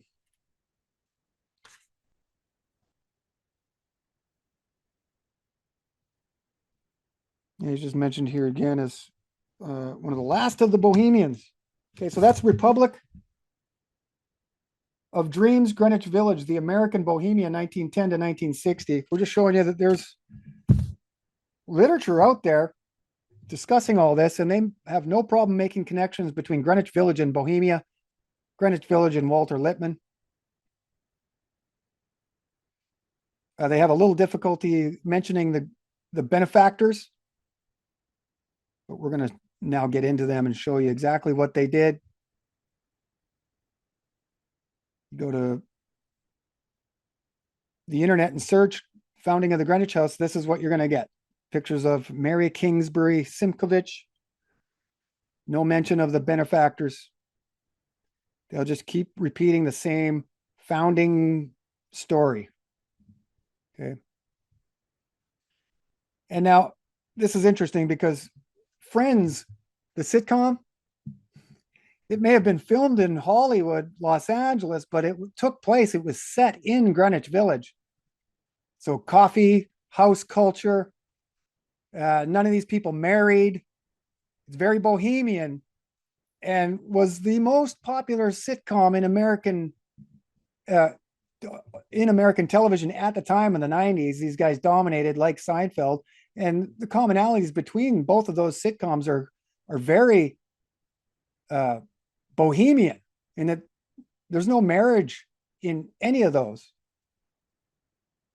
And so Seinfeld it's not set in Bohemia, it's set in New York, but you can see that the similarities in relationships and how these people are all living their lives, they're all sharing from the same milkshake. And so we're just showing you that this is how propaganda in our modern day actually pushes Greenwich Village beliefs, pushes it into this cool factor where you're cool if you're at Greenwich Village.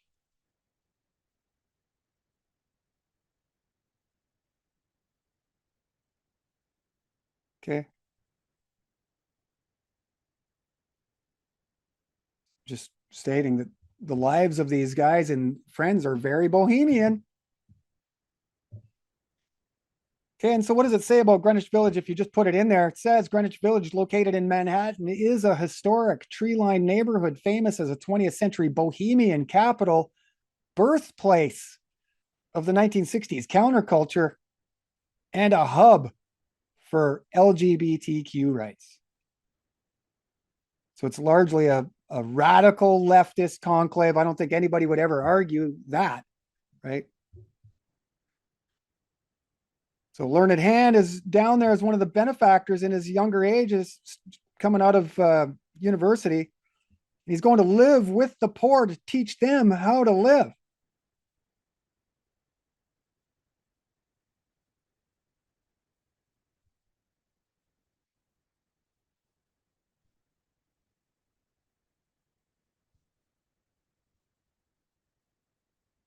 Let's see if we can leave that there.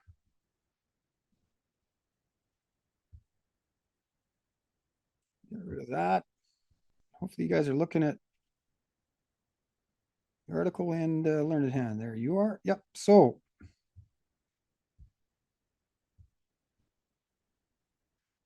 Robert Grosvenor Valentine and the Greenwich benefactors. This is one of the truth bombs, in that we find out that these guys are the founders of Greenwich Village. And that would make sense if you're going to create a political salon to found American liberalism, right? And so that's what we see, that these guys, this is 1902. So this is a decade before the House of Truth is created. So they established this bohemian political salon culture in Greenwich Village. It was called Greenwich Village prior to this, but this is where it really takes on its character as a radical leftist headquarters. And it's 10 years later, they take that bohemian political salon idea and bring it to Washington, 1 mile from the White House, and politicize it all. This is really the purpose of the House of Truth, is to take this bohemian, open-minded, radical new definition of liberalism and permeate, as Sidney and Beatrice Webb would say, into American political, socio-political environment. All at once, right? This is what Huxley, Webbs, they all said it. So House of Truth owner Robert Grosvenor Valentine was another key figure in bringing together of manufacture and labor.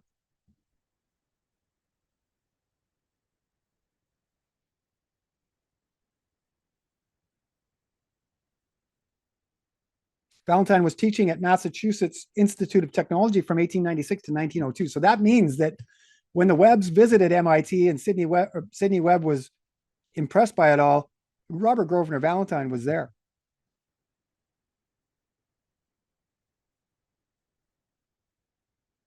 And he was an assistant for James Stillman, the president of Citibank of New York. We've gone through these three giant bankers of New York. Well, Valentine's an assistant to James Stillman. Valentine served as U.S. Commissioner of Indian Affairs under U.S. President William Howard Taft. And it's here, within the Taft administration, Valentine crosses paths with two upstarts, Felix Frankfurter and Winfred Thaxter Dennison. Its primary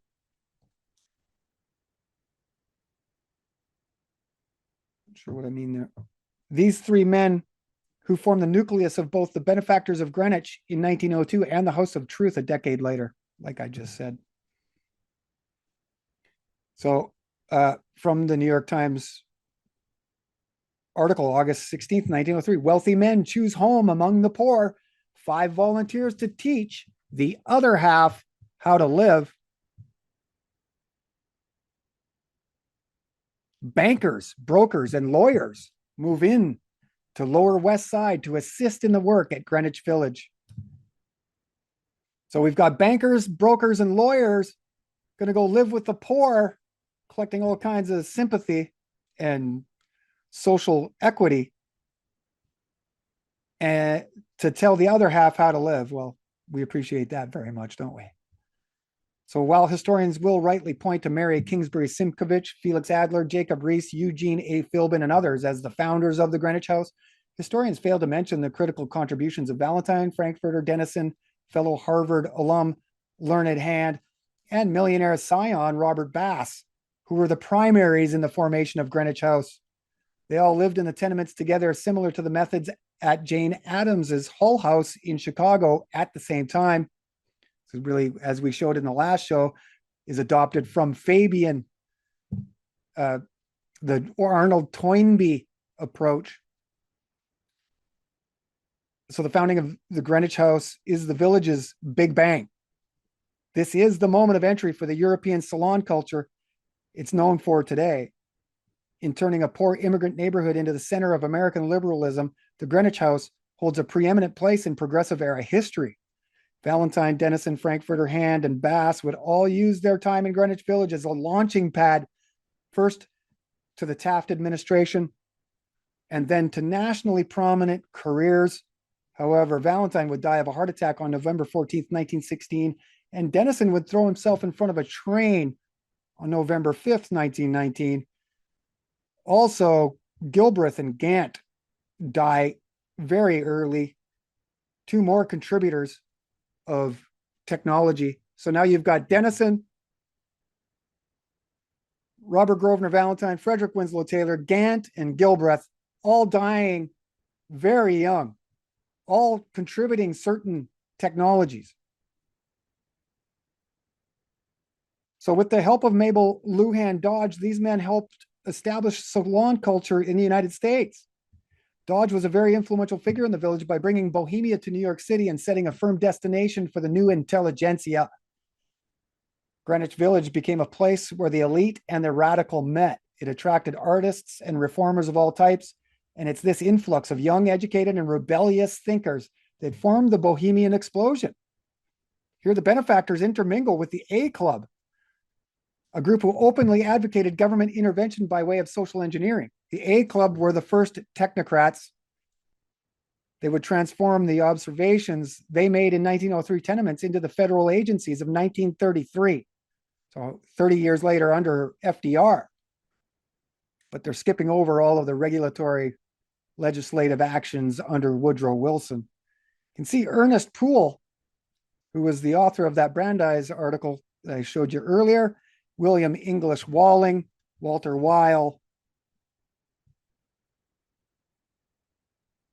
Leroy and Miriam Finn Scott, Arthur Bullard, Hamilton Holt, Maxim Gorky, Mary Heaton Vorse, Helen Todd, Mark Twain, who aimed at making the tenement problem a national labor and housing policy.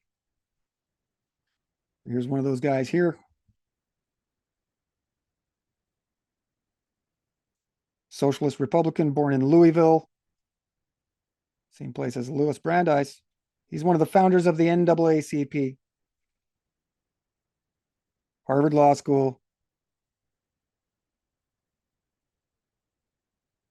Shows here first working at the Hull House in Chicago. So he comes from the Hull House and he's working with these guys in New York, in the University Settlement Society.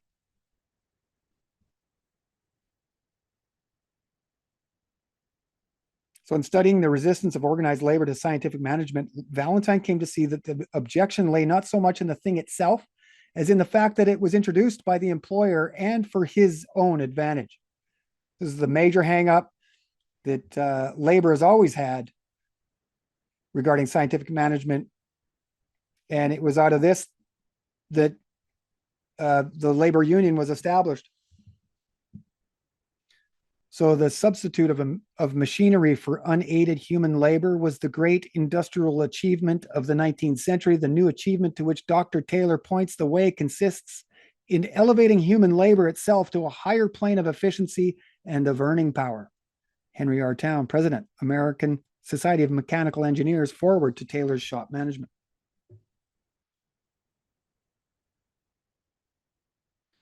So the efficiency and preparedness movement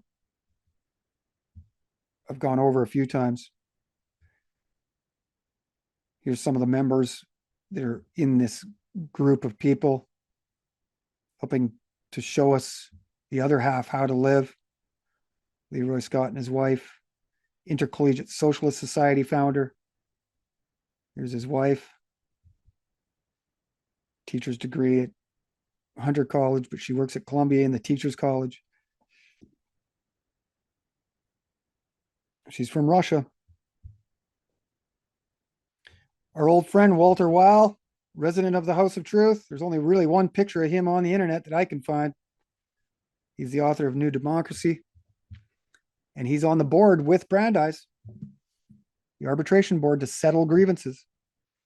So the efficiency movement was started by Frederick Winslow Taylor's The Principles of Scientific Management.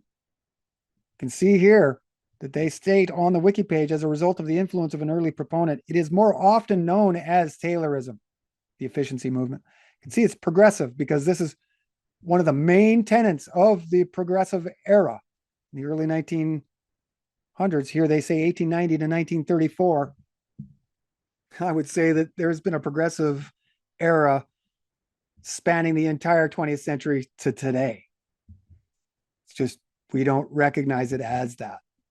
So you can see that they're identifying Frederick Winslow Taylor, Frank Bunker Gilbreth Sr., Herbert Croly, Richard T. Ely as the leaders, founders of the efficiency movement, and Andrew Carnegie, John D. Rockefeller, Henry Ford, and a lot of other philanthropists are key, and they fund a lot of this. And so because they're philanthropists, they are progressives. So we can call them capitalists, we can call them socialists, whatever you want to call them, but they unite with this group. You know, Brandeis, the Brandeis milieu, the House of Truth, Set, all of these guys directly align with Carnegie and Rockefeller because of the philanthropy, and many of them are presidents within Carnegie or John D. Rockefeller's foundations. So the Promise of American Life, written by Herbert Croly in 1909, signified a pivotal moment in the history of the United States. Croly's book is considered today the manifesto of the progressive era. The book deeply inspired Theodore Roosevelt, Learned Hand, and other progressives. Croly's manifesto called for a new nationalism, advocating a strong, centralized federal government to actively regulate the economy, reduce industrial inequality, and promote social welfare. A new public-spirited national responsibility where the collective greater good took precedent over the classic liberal. Croly called for Hamiltonian means for Jeffersonian ends, but the ends have already been diluted from property to the pursuit of happiness, the hands-on approach to governance, and a rejection of the hands-off approach of laissez-faire. So this is all an attack on laissez-faire as the traditional sort of ideology of America. So whether it's capitalism or labor law or the Renters Act, right?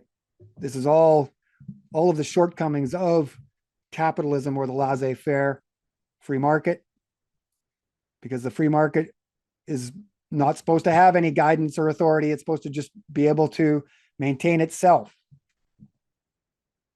So Croly argued that efficiency and preparedness were moral national imperatives requiring expert administration. He advocated a strong military and expansion of the Army and Navy. Chapter 10 on U.S. foreign policy. And Herbert Croly is a founder of modern U.S. foreign policy. He's the one that's recruiting the inquiry along with James T. Shotwell.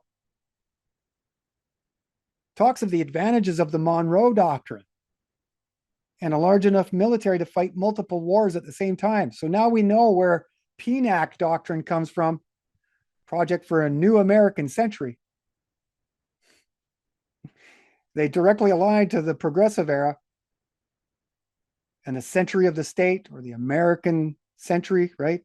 This is the project for a new American century into the 21st. So both the efficiency and preparedness movements are the two main pillars of progressivism and are key in establishing these radically new ideas across the nation.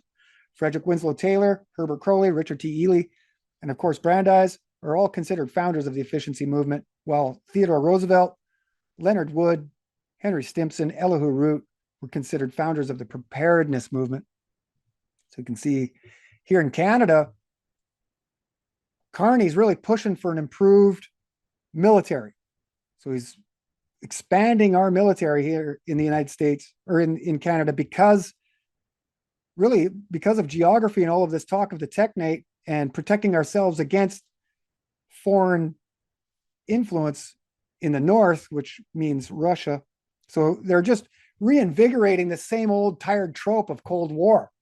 You know, Brandeis and Baruch coined the term Cold War, and it was all just a big lie to establish fear in society, crisis government, nearly constant through the 50s, 60s. So it allows them to really push society much quicker if if there's a crisis. So translation of the principles of scientific management. This is where they translate it into all types of different languages. See the preparedness movement.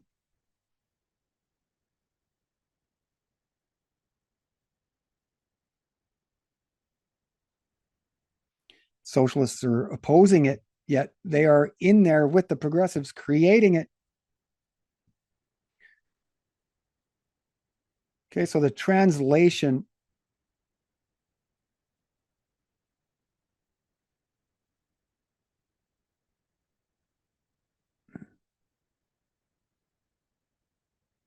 of the principles of scientific management.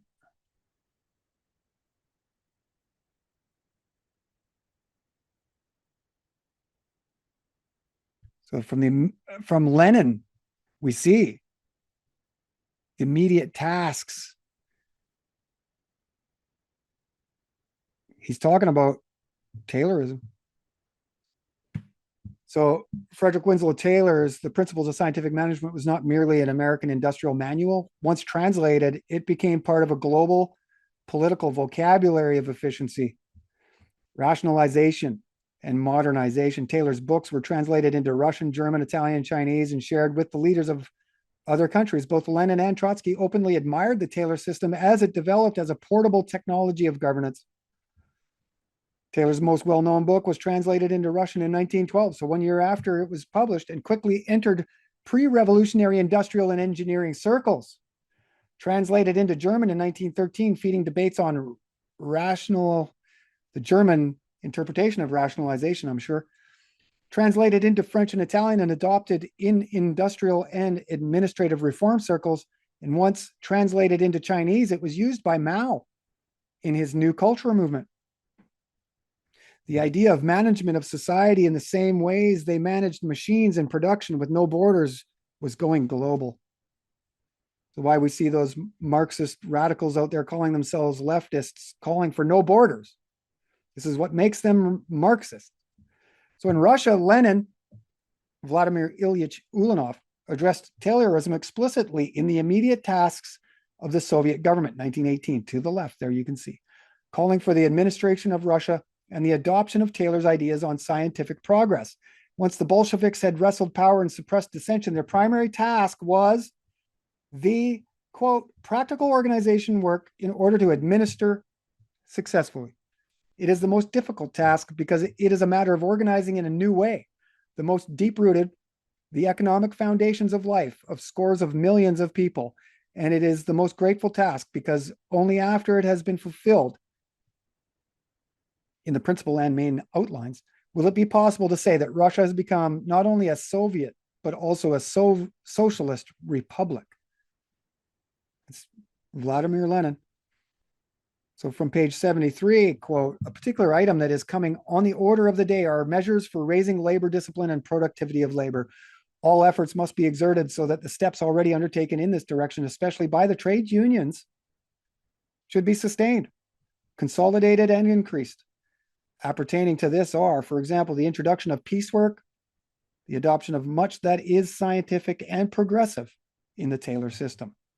So he's mentioning piecework. This is one of the major contentious points from labor. They didn't like that they had to now participate in piecework and make less money.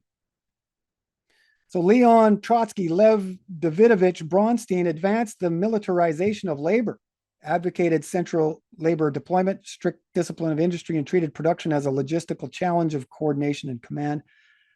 Trotsky endorsed the Taylor system as principles of centralized planning and efficiency. It became shorthand for scientific labor organization in Soviet debates.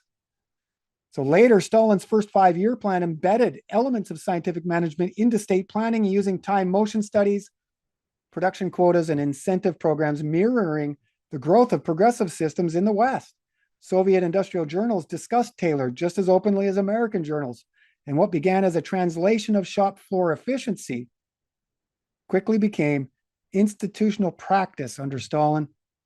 See also Stakhanovite movement. He's the guy that helps Polakov translate all of this into Russian culture. So in Italy, Taylorism entered through industrial modernization circles where Mussolini called for class collaboration instead of class struggle. He emphasized productivity as a unifying national goal and took much of his technocratic planning from the Taylor system. These men were attracted to this new technology because it promised order, discipline, and measurable productivity. It wasn't adopted as a political or socialist instrument, but as a technocratic one that never promised to emancipate the worker, but a coordinated system of national production. So in China, Mao Zedong was radicalized under Western thought while attending the Hunan First Normal School, a teacher training college in Shaanxi province. So much like Teachers College at Columbia. He entered in 1913 and graduated in 1918. This was his highest formal education credential. And while there is no documented or archival evidence of at this moment of Mao being a formal student in the Yale program, he did work for long enough to learn from Western thinkers like Rousseau, Locke, Darwin, Spencer, and Dewey, while a librarian assistant at the Yale in China Hospital / Library, 1911, 1912.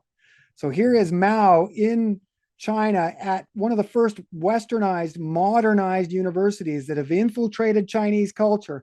There's Mao working in the library and being radicalized by Rousseau, Locke, Darwin, Spencer, and in this progressive ideology, scientific management, to establish his new culture movement in China. So Mao shared in the same methods as Woodrow Wilson: a rejection of traditional authority, faith in scientific planning, technocratic reorganization of society, centralized modernization, and a new culture to replace the old. Mao's new culture movement was heavily influenced by American progressivism's reliance on industrial rationalization, efficiency, and scientific governance.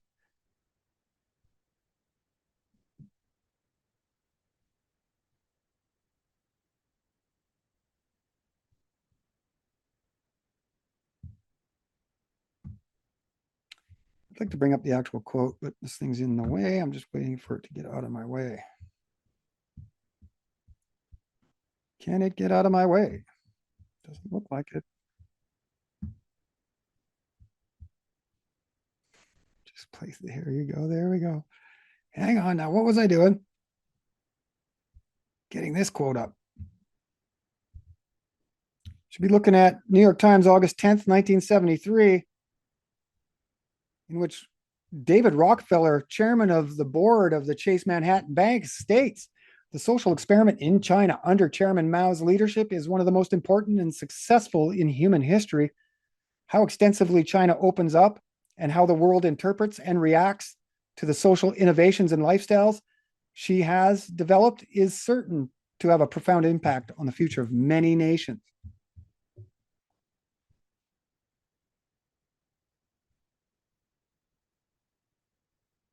So Rockefeller's philanthropy is important to shared global governance as Taylor's promise of measurable productivity and social order through scientific management.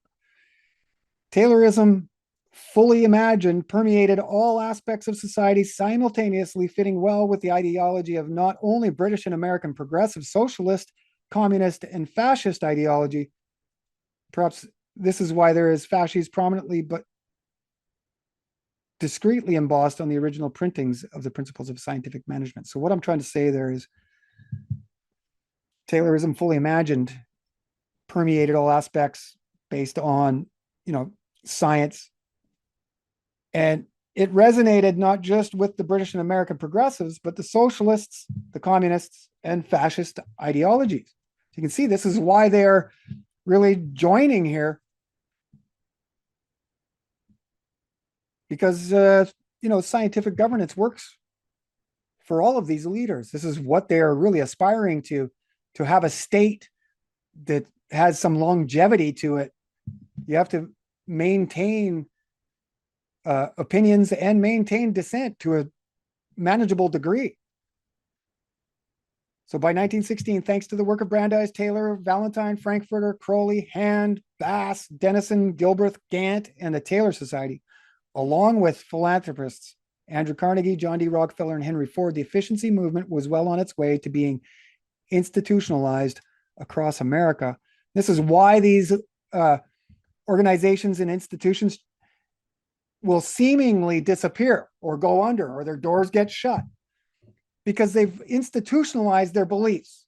It's no longer a belief. They've been able to permeate into the administrative machinery of the government and been able to pass legislation and regulation so that it is now institutionalized and normalized. And here we are 100 and something years later. So let's see if I can go back to this now.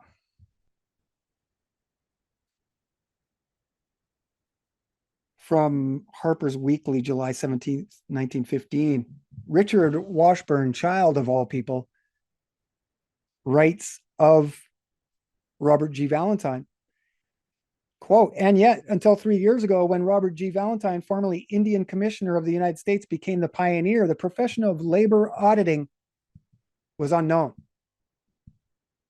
Okay, so labor auditing is really what Robert Grosvenor Valentine brings to America. This is his contribution to this technology. And it is in this American magazine of January that I believe he gets introduced to the world as this, states that Moses could have used this man. Hippocrates was the first doctor, Moses was the first lawyer, and Robert G. Valentine is the first expert in industrial relations. He's the only man in America who is a whole profession all to himself. Here he is in the American magazine, an expert who has a perfect genius for preventing difficulties between employers and employees. There is no mystery about it. It is as plain as ABC when you read about it.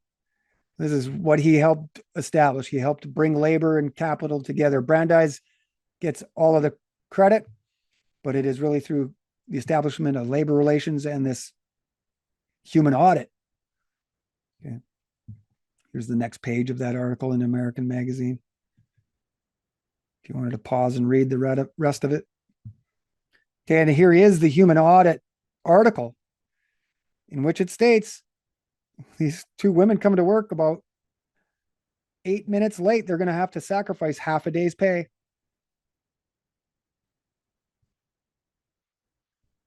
Okay, so Richard Washburn Child writes this article on the human audit.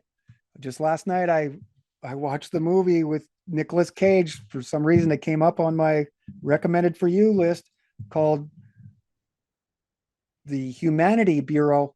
And it's basically a traveling Sydney or Beatrice Webb or George Bernard Shaw traveling to your house and doing mathematical calculations while you sit there to determine whether you've contributed to the world enough or not. And if you haven't, and if you are actually becoming a burden on society, they send you away. And where do they send you away to? But to ovens where you get burnt.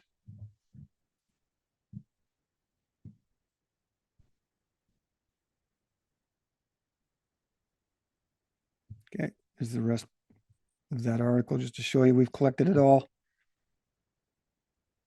The new human auditor is not a man who goes into an industrial plant to look about with a sentimental eye and deliver himself of advice on welfare work, or to devise methods by which the employer may etherize employees with any sad, sweet, soothing syrup of the industrial papa. On the contrary, his first function is to present the facts as they are. This the expert conducting the human audit does upon the supposition that to receive facts as they are, whether they be financial facts or uncovered by accountants, or facts of labor conditions as uncovered by investigation of a trained specialist, is the desire of any captain of industry seeking healthy industrial growth and profit, and the necessity of any investor seeking ownership in corporations whose business is safe and sound. So it's about economics and making money. This principles of scientific management is not to emancipate the worker from labor. Certainly, we see that still even today. Most people are 2 weeks from bankruptcy. So here is Richard Washburn Child. And I don't really need to go into him. We've talked extensively about Richard Washburn Child, one of the original American fascists. So they call him a propagandist as well, working for Harper's, the Saturday Evening Post. And here's an article in 1928 that he wrote, or that he put in there, The Garden of Fascism by Benito Mussolini.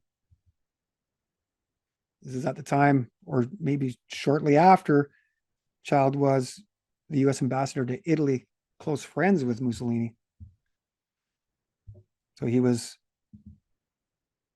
a foreword for my autobiography, but he's also the editor. So most likely a ghostwriter.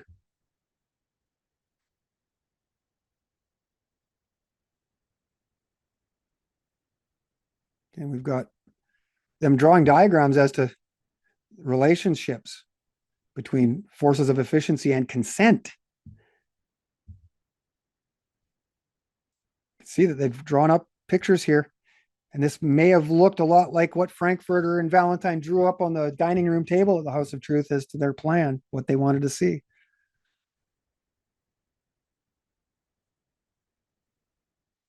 So from the labor audit checklist, this is a book called Personnel Administration. And this is written by Ordway Teed, who is one of the founders of this industrial labor audit that Valentine is responsible for founding. Okay.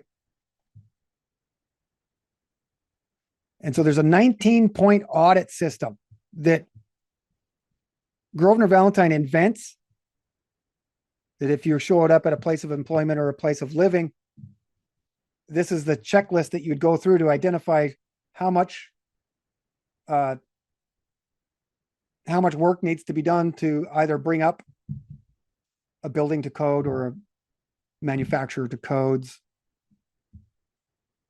So here they are writing things that we still use today.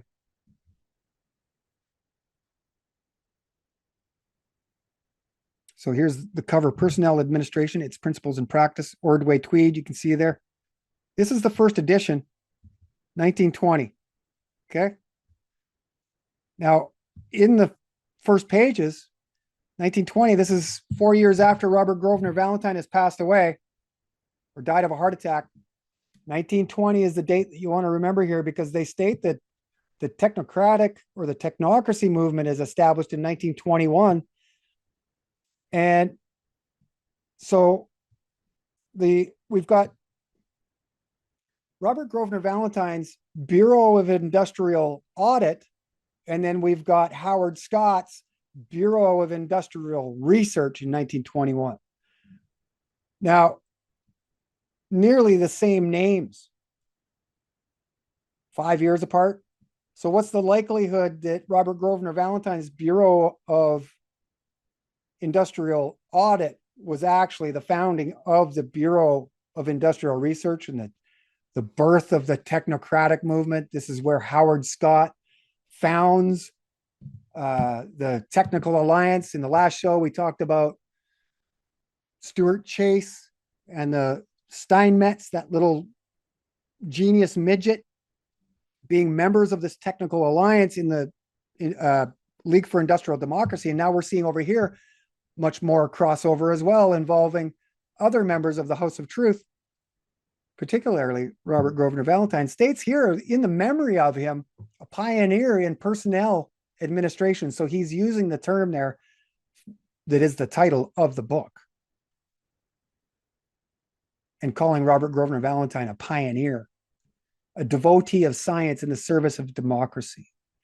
And quotes Robert Grosvenor Valentine here: "We are staggered today by the great new forces apparently adrift in the world. These forces become manageable before the attack of the scientific mind humanly purposed." So before science could answer for laissez-faire in this wild, crazy world that's run adrift, they must put it into order.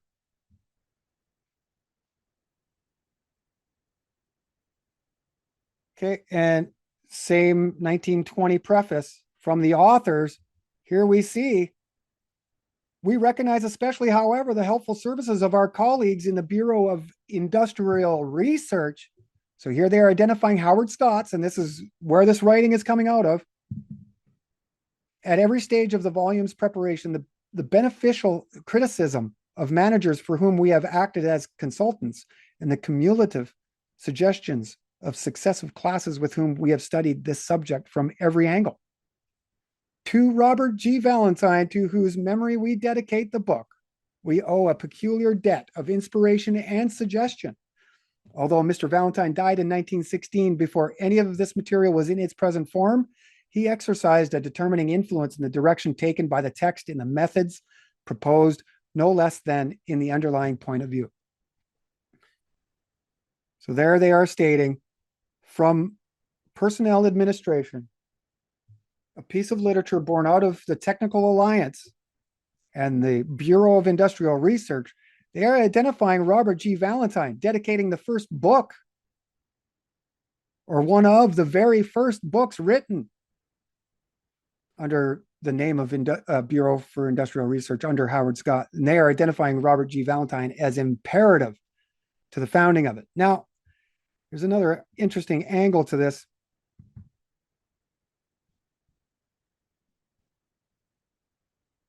In that I have a second printing. I'll get to as soon as this little bar goes down for me. Zoom, if you could improve it for the next time, make this thing, I guess I could go like this, couldn't I? That I could do. Just flip it to the top, move that a little bit. And so now what I want to show you is the second edition of that book. Okay, so here it is, Personnel Administration. And same page here, right? The authors. And I'll make this big screen because I want to actually go back a bit. So that was written in 1920.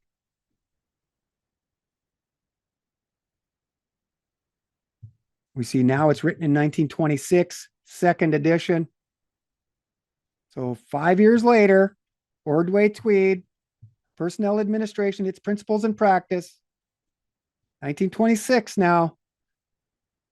Still dedicating the book to the memory of Robert Grosvenor Valentine, but where they, in the preface, acknowledge Robert Grosvenor Valentine at the end, you can see they've taken that whole section out, and now they're just promoting the work of another professor.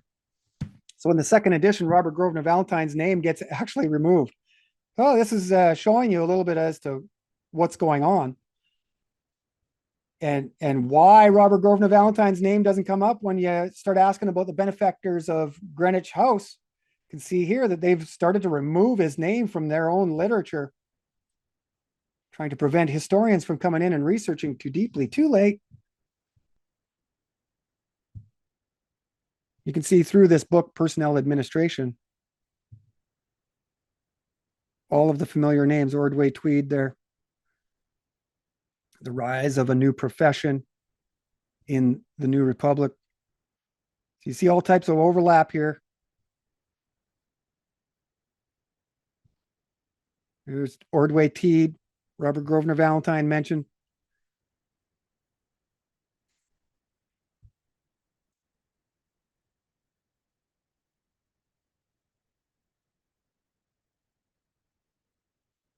They're calling it an experiment.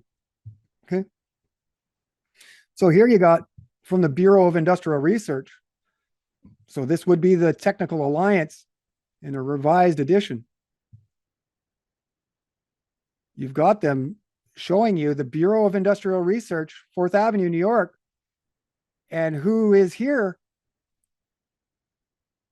but Herbert Croly as their treasurer, Ordway Tweed, Robert W. Brewer. So if you go to, and I will now,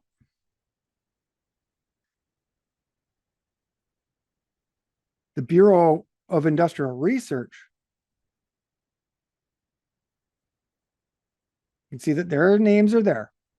Herbert Croly, Ordway Tweed, Robert W. Brewer.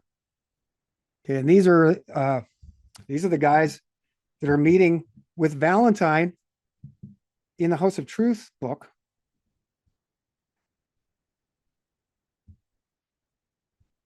In the Bureau of Human Audit. So there's direct crossover between the director and members of Robert Grosvenor Valentine's Bureau for Industrial Audit with the Bureau for Industrial Research. So at this point, there's really no way that we can deny that this is the birthplace of the technocracy. This is the second bombshell of this lecture, is that, many people will completely ignore the progressive era. We see many people now coming out talking about the tech native America and the technocracy movement, but none of them actually trace it back to its source. And where is it traced? But directly back to these same progressives, directly back to the House of Truth. And we see surrounding all of these same people, Brandeis, Frankfurter, Lippmann. This time now, Valentine's involved. We start to see why Robert Grosvenor Valentine is here, not just as an owner of the house, but he's got skills and talents too.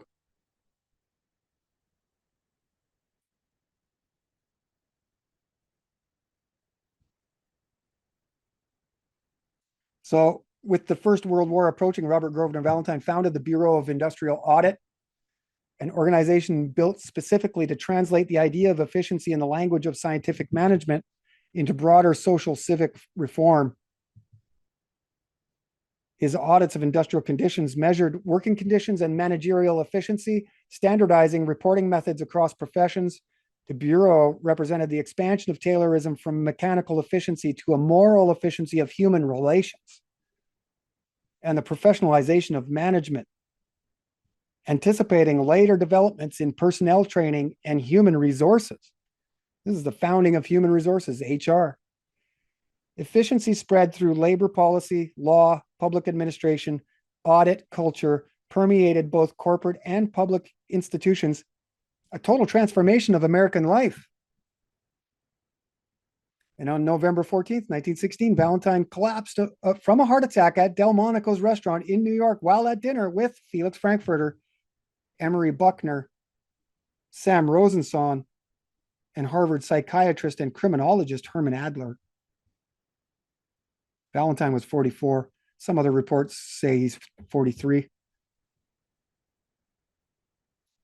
Taylor died of pneumonia just prior to Valentine on March 21st, 1915 at 59. So from his obituary, quote, "Such a man should be counted among the real makers of America," end quote. Robert Grosvenor Valentine's obituary. So we started to talk about the technocracy here. This is really the most amazing discovery that I've made this week, and that I wanted to establish and find out. I knew already that the technocracy most obviously came from the progressive era because of an alignment and paralleling of their beliefs, their ideologies, their methods of operation, and all of it. But it's only in the last week that I've actually gone and made the direct connection. And it is through this Bureau of Industrial Audit that turns into the Bureau of Industrial Research. So Valentine's Bureau of Industrial Audit would change its name in 1920 to the Bureau of Industrial Research. Conventional historians will say the Bureau of Industrial Research was founded from the IWW and Howard Scott.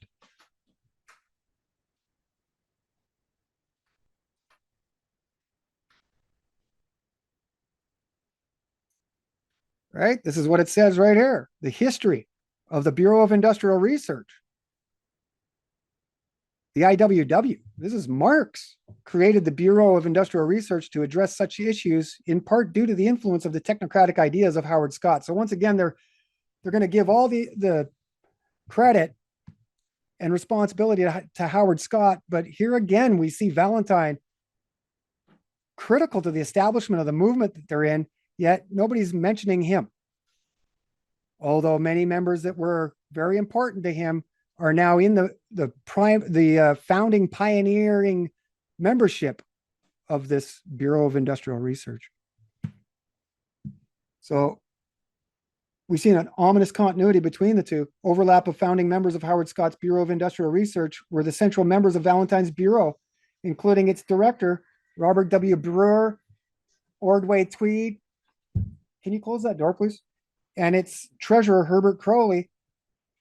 The Taylor Society continued until 1936 when it merged with the Society of Industrial Engineers, resulting in the Society for Advancement of Management. Okay.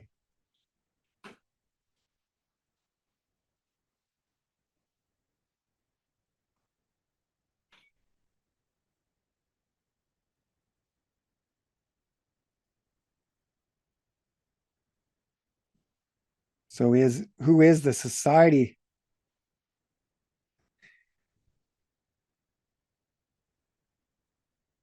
for Advancement of Management? This is ominous continuity. You can make this direct connection from really the 1902 Frankfurter Valentine living in the tenements of New York as the moment that they started to collect information firsthand. And so we see 10 years later, they found the House of Truth. The Bureau of Industrial Audit comes shortly after and eventually turns into the Taylor Society and the technocracy movement align through this SAM. So it says here, the Society for Advancement of Management, SAM, is the oldest among professional management societies. On November 11th, 1910, colleagues of Frederick W. Taylor met at the New York Athletic Club. They were Galbraith, Cook, Kent, Lauer, in the place of Charles Day, and Wilfred Lewis. These executive pioneers decided to form a society to discuss and promote principles of scientific management introduced in the late 19th century by Taylor, a brilliant steel engineer. See, they're talking about merging with the Taylor Society here. It's from their own website, the Hotel Astor Society to Promote the Science of Management. All the same names are there that we find in the Taylor Society and these benefactors and the industrial audit. Okay. So that is what it's called today.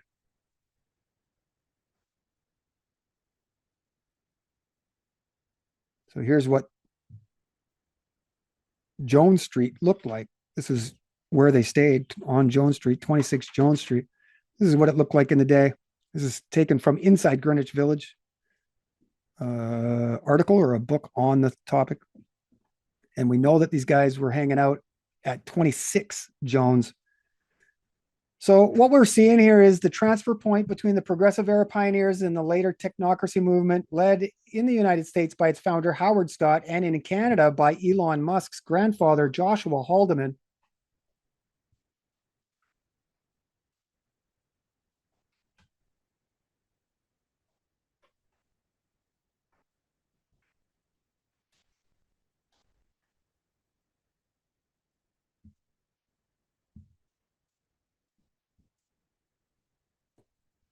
There's an image of Howard Scott. It's like a superhero saving the world from inefficiencies. But this is truly the founder of the technocracy movement. You can see the map that I share all the time. The Tech Native America is in behind him here. And these technocracy buildings used to be everywhere here in Canada. They've all been removed and everybody thinks that the technocracy went under, but it's only when they institutionalized it. Okay, and so we go into the family lineage of the founder of the technocracy here in Canada, Joshua Norman Haldeman, politician and chiropractor. Well, his direct relative is Elon Musk. Okay, and what is Elon Musk doing today but promoting efficiency?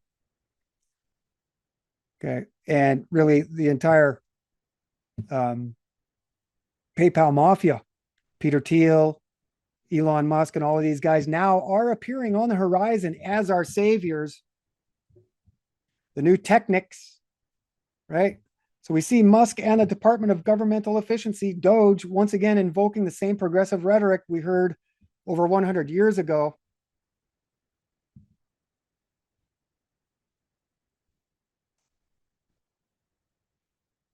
Of the old order being insufficient to handle our modern needs, a system unable to be governed, quote, by men who thought deductively about rights and wrongs. It could be brought under human control only by the technic which had created it, end quote. Page 370, Walter Lippmann, Public Opinion, 1922. So here we are just over 100 years later, and we've got men like Musk, Trump, hearkening back to these days, using the same verbiage, same language exactly. We see in the Technocracy book, they identify Herbert Croly and his book, The Promise of American Life, as completely important to their founding. So they're even saying chapter 1, the progressive formulation was within the progressive era, and engineers like Thorstein Veblen. And now anybody that's out there in the alternative media covering this, talking about the Technocracy principles of scientific management, they will make the connection through Thorstein Veblen. They all fail to make the connection through the Bureau of Industrial Audit or Research. And this is really the key connection. So who else are they naming in this book? Walter Lippmann, Walter Weil, E.A. Ross, Louis Brandeis, Frederick Howe. So the expert, in Crowley's words, once, quote, divorced from political associations, end quote, and, quote, emancipated from political vicissitudes, end quote, could then freely exercise his rationality. He could efficiently administer the planning activities of the state. Now, I've shown in previous shows that exact article where he says the true intent of all of this is the emancipation of the individual. Okay, so they all shared the belief that progress could be advanced through the beneficent activities of expert social engineers. Again, mentioning John Dewey, Lippmann, Croly. Dewey, another guy that really radicalizes Mao in China. So what we got to realize is just because we're separated by language doesn't mean anything. I think we've been sort of assuaged into this idea that we are so different from the Chinese or the Russians that it would be impossible for us to share technology. But we're seeing over the 20th century that is exactly what's happening. And why? Because they understand and they respect, or they are sympathetic, the Americans or the American progressives are, with the difficulty of controlling mass amounts of people. And so this is why this technology was so important. This is why Peter Jennings says it's one of the most influential isms or important isms of the 20th century, because we shared it with Mao, Mussolini, Lenin, Stalin, Trotsky. Most likely Hitler got all of this information from these guys. We're showing that the real first fascists in our modern world were in fact progressive Democrats under Woodrow Wilson. So I think that just about does it. We'll just make sure that I've gone through everything I wanted to go through here. I hope that you guys are seeing now the influence of these progressives, Brandeis, Frankfurter. Every time I go to chase to source and ensure that to get the names of the founders of all of these institutions, I go and look, and sure as shit, before long, I'm coming up against these guys. And so I'll leave you with one quote, if I can find it here, from page 147 of The House of Truth by Brad Snyder.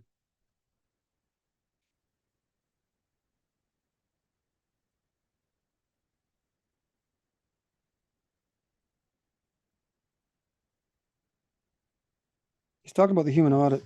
I'm looking for